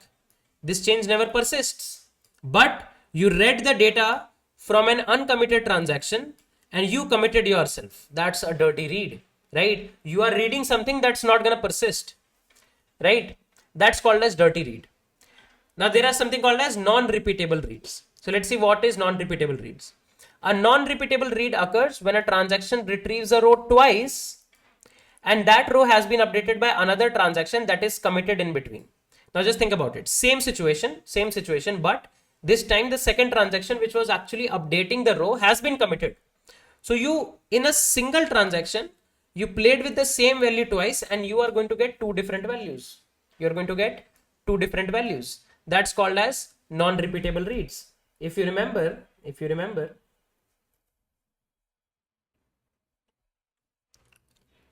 we talked about this here, right? Read-write conflict. That you are going to read a data, somebody else is going to first read that data and even write that data and commit itself, and then you read the data again, right? If you read the data again, then you are going to get this committed value. I should write 900 here, right? That's called as non-repeatable or unrepeatable reads. That means you tried to repeat the read, but you didn't get the same value. That's why non-repeatable reads. Okay. And then there is something called as a phantom read. Now, what is a phantom read? A phantom read occurs when a transaction retrieves a set of rows twice and new rows are inserted into or removed from the set by another transaction that is committed in between, right? For example, you said select name from users where age is greater than 17. Now, what did you do? You tried to actually insert another value with age greater than 17, and now you tried it again. Now you are going at two different point of times, you are going to get multiple set of data, multiple set of data, right? So in this example, transaction 1 retrieves the set of rows with age greater than 17. Then transaction 2 commits, and finally transaction 1 retrieves the set of rows with age greater than 17. At the read uncommitted, read committed, and repeatable read isolation level, the second select in transaction 1 retrieves the new set of rows, includes this inserted row. This is phantom read, right? So this is what phantom read actually means. That don't worry if you were not able to understand this particular part. Isolation levels, I'll talk about isolation levels in a moment. right? But in phantom reads, what happens is that there can be a case that new data has been introduced, and you might have to fetch new piece of data, right? So you can see very good set of explanation they have actually given, right? Okay. And then there is a write conflict as well that we already talked about, that you try to overwrite some uncommitted data and then things can actually change a lot, right? So these are some problems that actually exist with concurrency. If you try to execute two transactions parallelly, these are some of the problems that can actually exist. Now, what RDBMS, most of the RDBMS actually provide, and we are going to learn it with respect to MySQL, is that they provide isolation level. What is an isolation level? Isolation is a degree of how much isolation you are going to allow. It's kind of like a degree of isolation, that okay, this much level of isolation I'm going to do. Maybe that isolation can be the highest possible isolation, that is two transactions are absolutely different than both of the absolutely going to be executed at two different point of time, no interleaving at all. There can be some very low level of isolation that both of them are like parallel running, and there will be a lot of dirty reads and dirty writes and everything that can happen, right? So there are different level of isolation. Now, depending on your use case, depending on what table you are actually working with, isolation levels can be different for your use case. And that's what we are going to talk about now, that what are the different isolations that are present. And this is going to be the one of the key strategy to solve important concurrency problems in our database. So there are 4 isolation levels. You can see, I'll start from the bottommost. Read uncommitted. What is read uncommitted? This is the lowest isolation level. In this level, dirty reads are allowed. So one transaction may see not yet committed change by other transactions. Okay, so let's talk about it. So the first one that we have, which is definitely not the best one, is read uncommitted, or I should write it in all caps.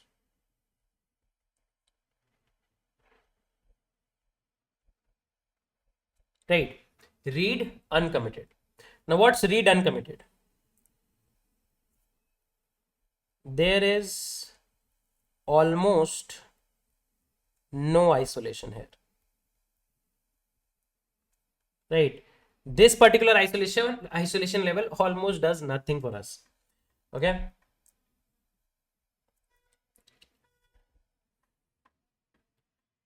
it reads the latest uncommitted value at every step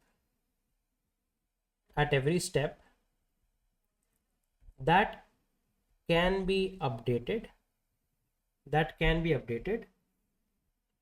from other uncommitted transactions, right? That's what we are actually saying, right? That is, there might be a case that you keep on reading again and again uncommitted data that is getting updated by some other parallelly going on transaction, right? Dirty reads are possible. Dirty reads hence are possible, right? But the benefit is this is going to be pretty fast, because technically your database is going to be not applying any strategy or anything. And that's why if you have, let's say, a table where every user is just going to insert some data, for example, there is a user registration table, every user is just going to insert some data, then an isolation level of read uncommitted makes sense there, because no one is going to update anyone else's data. No two people are going to update the same person's data at any point of time. And even if it happens, for example, there is an admin, that admin can update the data of the user. That's a very less chance. Just think about it. If let's say you have 10 million users in your database, your admin will be updating how many users at a time? And what's the probability that the same user is going to update their data as well at the same point of time? So in these kind of cases, maybe read uncommitted also makes sense.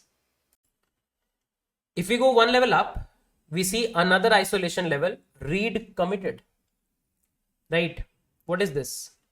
In this isolation level, a lock based concurrency control database management system implementation keep write log until the end of the transaction. That means in simple terms, what happens is, I believe everyone knows about basic logs and everything. If you don't know about it, you might read it in your operating system class in college or wherever you're learning from, right? So in this isolation level, that is read committed, there is a write log that is acquired until the transaction ends. But read logs are released as soon as select operation is performed. That is, let's say if there is a select operation going on, that select operation will acquire a read log. But the moment select operation is done, that read log is going to be removed, right?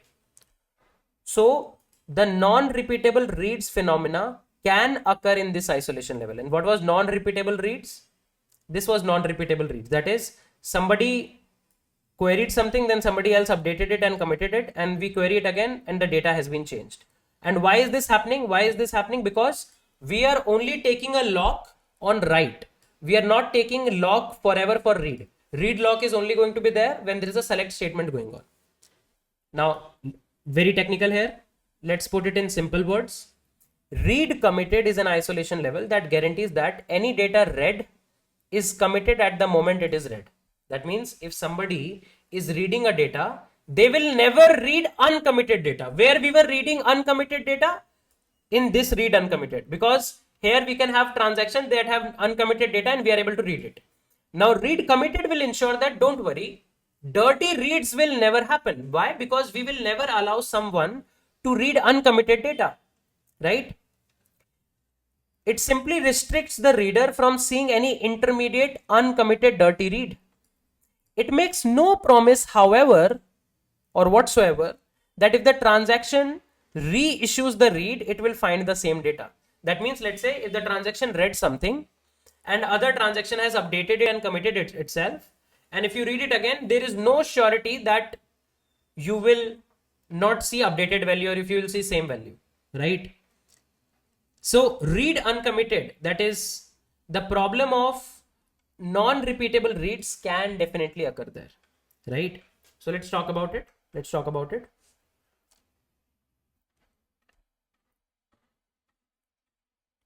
Let's talk in simple terms. Read committed. Read committed. Okay, what is read committed? Here, dirty reads is avoided.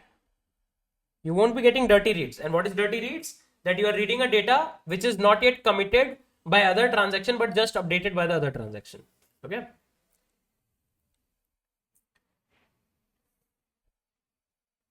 Because any uncommitted changes are not visible to any other transaction until we commit. So until you commit, in the read committed state, until you commit, the changes that are done by any other transaction which are non-committed won't be visible by other transactions, right? In this level, each select statement will have its own snapshot, of data which can be problematic,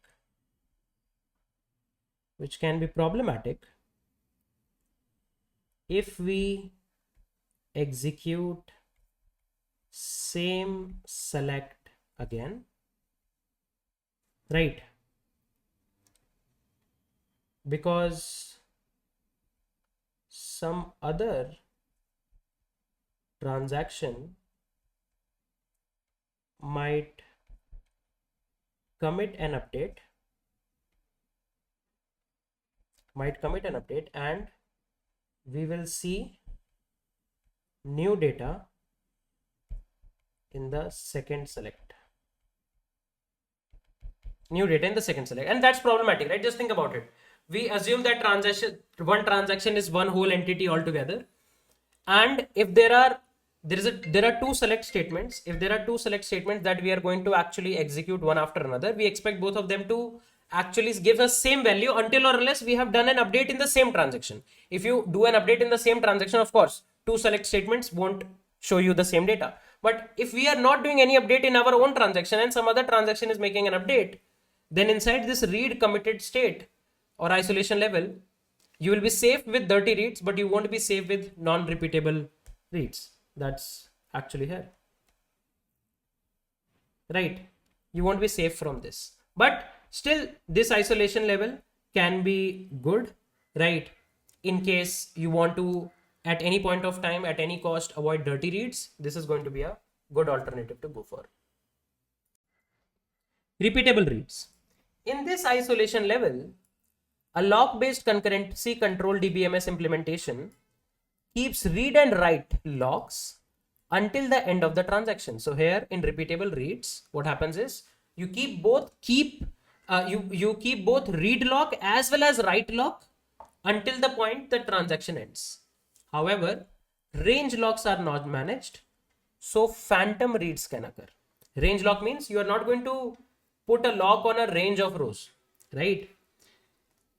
Write skew is possible at this isolation level in some systems. Write skew is a phenomena where two writes are allowed to the same column in a table by two different writers who have previously read the column, then they are updating the result, resulting in the column having data that is a mix of two transactions, right? So let's talk about it. Let's talk about it in more detail. So we're talking about repeatable read.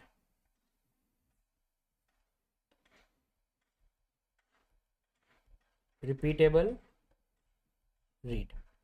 Now what happens in repeatable read is that this is, or let's talk about like this, a snapshot of select is taken first, or first time it runs during a transaction, right? During a transaction, and same snapshot is used throughout the transaction. Same snapshot is used throughout the transaction when same select is executed. So what will happen is, in order to avoid unrepeatable reads, what happens is you take the snapshot of what is returned by a select statement. And of course, until unless there is a manual update given by you, if you do that select statement again and again, you're going to use the same snapshot again and again. You're not going to actually query some committed data that is updated by some transaction. You're going to use the same snapshot. Okay. A transaction running at this level does not take into account any changes to data made by other transaction, right? Made by other transaction. So this is pretty good, right? This is pretty good that if any other transaction is updating a data, I would say transaction is going to be pretty safe because I'm not going to be affected by any changes that is done by someone else, right? Cool. But this brings phantom read problem. And everyone knows about phantom read, right? That you inserted new data, right? That is, a new row can exist in between transaction which was not before. So it doesn't do anything for the phantom read. Phantom reads are generally not handled by repeatable read, right? So in case if phantom read is something that you are more concerned about, then definitely this isolation level is not going to help you a lot. Let's talk about the last isolation level, that is serializable. It's a pretty dumb, I would say, isolation level, and you can consider this is the highest isolation level. What it does, serializability acquires read and write both the logs to be released at the end of the transaction, and also range logs. So it can avoid phantom reads. In simple terms, if I talk about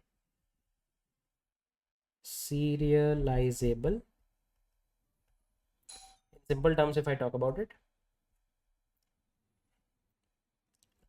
it completely isolates the effect of one transaction from others. It is a repeatable read with more isolation to avoid phantom reads. Right? You can say in serializable what happens, two transactions are going to occur almost one after another kind of a thing. And although this can take a performance hit, but in case of bookings and everything, this is pretty good. For example, a lot of times you will realize that booking is not a very fast mechanism. Like when you do a booking at Book My Show, sometimes you will see it immediately says, hey, you are booked. Sometimes you will see that it says booking is pending, confirming a status in few minutes. And after sometimes it says, yes, your booking has been confirmed. Right? Because your transaction is still going on. It has to still complete itself. So what they do, they don't block you on the UI level. They throw you back on the final confirmation page with a pending state.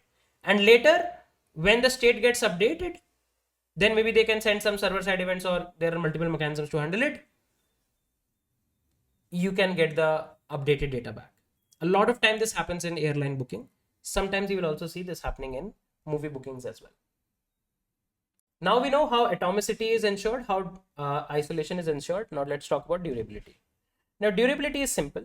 Durability is not a very big challenge. And of course our redo logs can help us in durability. Right? The DB should be durable enough to hold all the latest updates, even if system fails or restarts. Right? If a transaction updates a chunk of data, in DB and commits, the DB will hold the new data. Right? If transaction commits, but system fails before data could be written,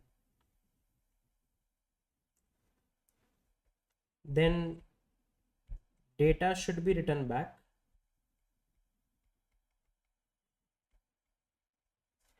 when system restarts.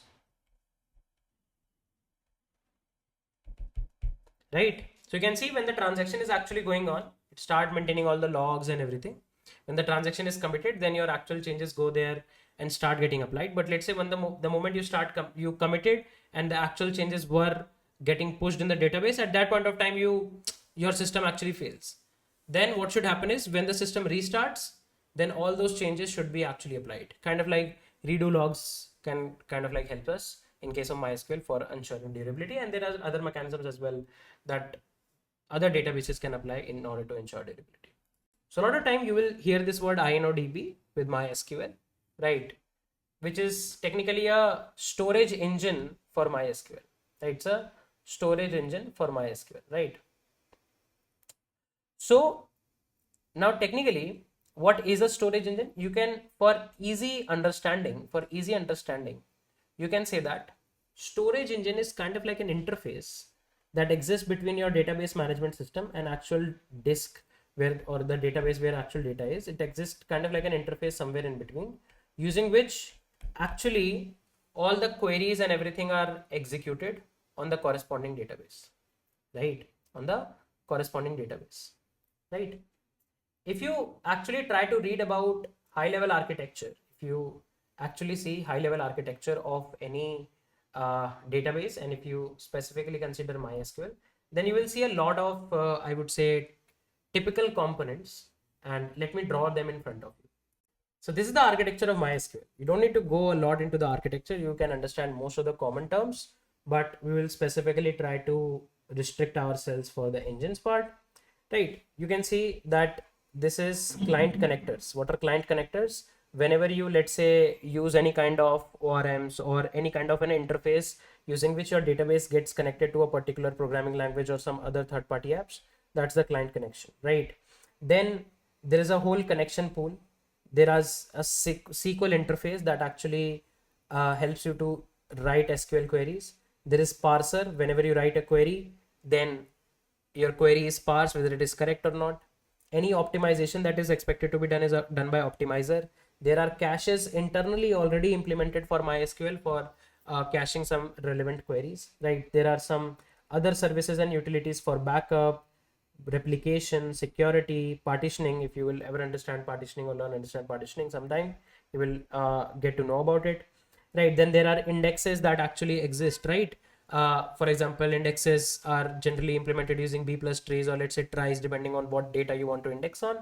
And then you can see there are storage engines, right? These are different storage engines that you can enable. For example, MyISM, InnoDB, Archive, and so on. And underlying there is actual file system where data is actually written. These are the local files where actual data is stored in the disk, and that actually makes the whole architecture of MySQL, right? This actually makes the whole architecture of MySQL, right?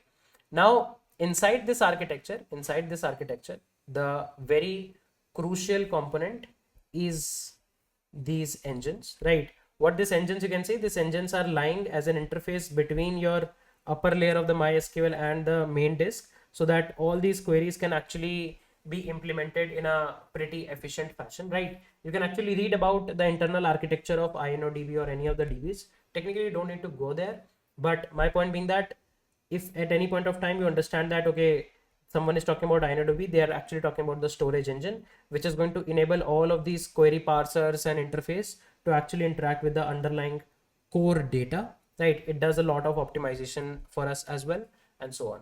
So that's what InnoDB is, right? I will try to share you a bunch of articles maybe that can help you to understand InnoDB in a much more depth, but that's what storage engine actually means.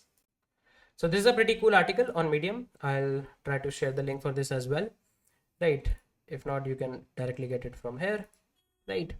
So you can see that there are some core features of InnoDB that actually exist. It's a general purpose storage engine with high reliability and high performance, right? This is the architecture. If you want, you can go into that. There is a bunch of buffer pool, right? You can see there are some of the data structure that it actually maintains and so on, right? Some important piece of information that you can go through is, right, that it's a multi-threaded model, right? In InnoDB internally can implement things via multi-threading, right? Its background thread is responsible for refreshing the data in the memory pool to ensure that memory cache in the buffer pool is the most recent data, right? InnoDB can be restored to the normal operation state in event of abnormality of the database as well. So you can see it generally maintains multiple threads. If you talk about operations per second, then you can see the redo buffer let's not go there. Operations per 10 seconds. There can be 100 dirty page flush that can go on. 5 insert buffer merge can go on, and so on. You can see a lot of details they have actually given here. So you can read about it. What are the different threads? There is one master thread, there is one IO thread, there is one purge thread. If you want to get into very deep understanding of how exactly InnoDB works, you can see that. There are some data structures implemented. For example, there are index pages, data pages, undo pages. There is some dictionaries, some locking mechanisms also exist, and so on. Right. So you can go through all of this and try to understand InnoDB. But if on an Uber level, we can say one simple thing, that is InnoDB is the default engine for MySQL 5.5 and plus, and it's pretty fast, reliable. It can help us to execute queries pretty fast, right? And that's what generally we also use whenever we are interacting with MySQL. So now we know basic about transactions and everything. And the best part is we don't have to bother a lot about writing a lot of technicalities or technical details about managing these transactions. Sequelize already does that for us. So if you go to transactions in Sequelize, you can see there's a complete support for transactions. There are two types of transactions that Sequelize helps us to execute: unmanaged, managed. In an unmanaged transactions, what happens is you create a transaction object, you execute all of your queries, and then in every query you can pass a transaction object, that transaction parameter as t, that this query is a part of this transaction, this query is a part of this transaction. And when all of the queries are done, you can manually do t.commit. You can manually do t.commit, right? If the execution reaches this line, we commit the transaction. If there is some error that happened, you manually roll back. These are called as unmanaged transaction because you have to manage them yourself. Sequelize doesn't manage it. So committing and rollback, the transaction should be done manually here. If you see managed transaction, these are more powerful tools. In managed transaction, handling commit or rolling back the transaction automatically happens automatically. So you don't have to manage anything. Sequelize will manage it for you. You start a managed transaction by pressing a callback to Sequelize transaction. This callback can be asynchronous and usually is. The following will happen. Sequelize will automatically start a transaction and obtain a transaction object. Sequelize will execute the callback you provided, passing t into it. If your callback throws an error, Sequelize will automatically roll back. If callback succeeds, Sequelize will automatically commit. Only then the Sequelize transaction will settle, either resolving the resolution of the callback or if your callback throws or reject any error. So what it says is that you can create the transaction as Sequelize.transaction and pass a callback here. Inside this callback, it takes the same transaction object that is getting created here. And then you can actually do whatever queries you want to do, no problem. If this callback completely execute, this callback, this is the callback function. If it completely executes, then the transaction will commit. Otherwise, the transaction will roll back. As simple as that. Okay. So you can see if the execution reaches this line, transaction has been committed. If the execution reaches this line and an error occurred, transaction has been already rolled back automatically.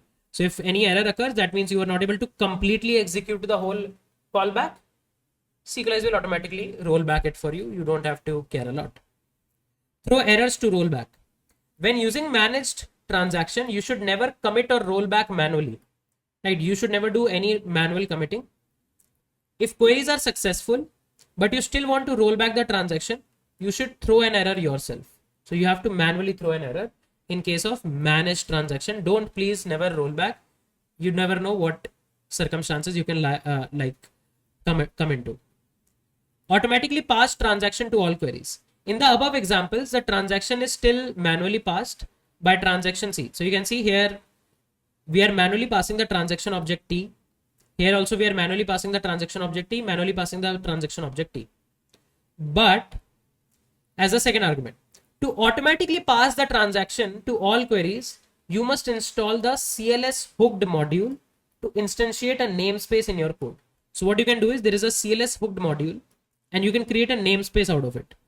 Then what can happen is inside the Sequelize transaction, you can use this namespace to actually understand that, okay, if this namespace is currently getting executed, that means a transaction T or T1, whatever the transaction is actually going on.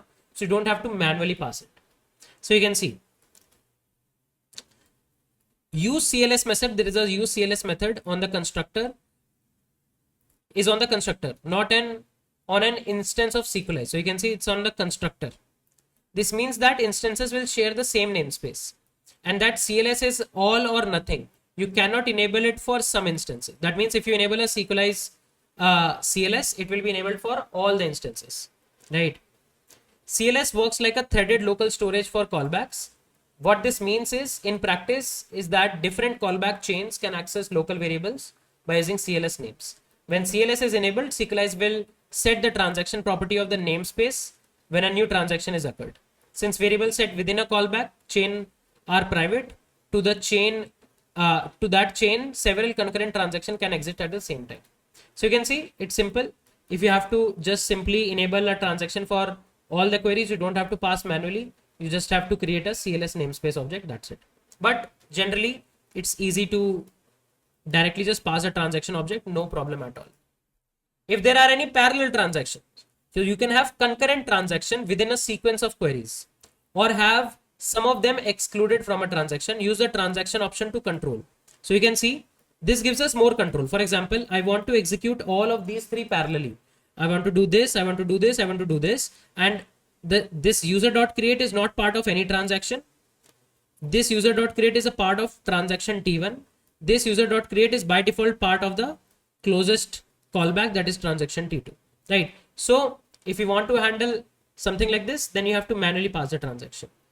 Quick note, SQLite database does not support more than one transaction at a time. So SQLite is a very light database, and I would say it doesn't scale at a level of MySQL or PG-SQL. That's why it doesn't have to actually even support parallel transactions at any point of time. In SQLite, if the adapter is for SQLite and the underlying database is SQLite, you can only do one transaction at a time. Okay. And then our interesting part, isolation level. You can set any of these isolation levels. So when you are actually initiating a transaction, you can set an isolation level like this. So for that particular transaction, you will set, okay, what is the isolation level, right? As simple as that. And in MySQL, if you don't set a transaction level, the default transaction level is repeatable read. Always keep this in mind. That's the default transaction level. Okay. Usage with other Sequelize methods. So you can see if you have find all and these kind of methods, that's how you can pass a transaction. There is a after commit hook. I've not talked about hooks yet. You can say hooks are kind of like triggers, right? So you can actually use hooks as well along with transactions, so that one complete unit is actually applied. If you want to apply locks, I'll talk about locks later, right? So any query within a transaction can be applied by performing locks. So you can actually put a lock on a whole column, you can put a lock on the whole table, and you can even put locks on a particular row. Okay. So this is how you can actually put locks, but generally you will see people actually complaining about the documentation of locks. They don't specify locks very in depth. That's why if we have to apply locks on our database, we can write raw SQL query to apply locks. I will show you how you can actually apply raw SQL queries to apply locks. But I believe the understanding of transaction, that it's very easy to manage transaction in Sequelize, is clear to everyone.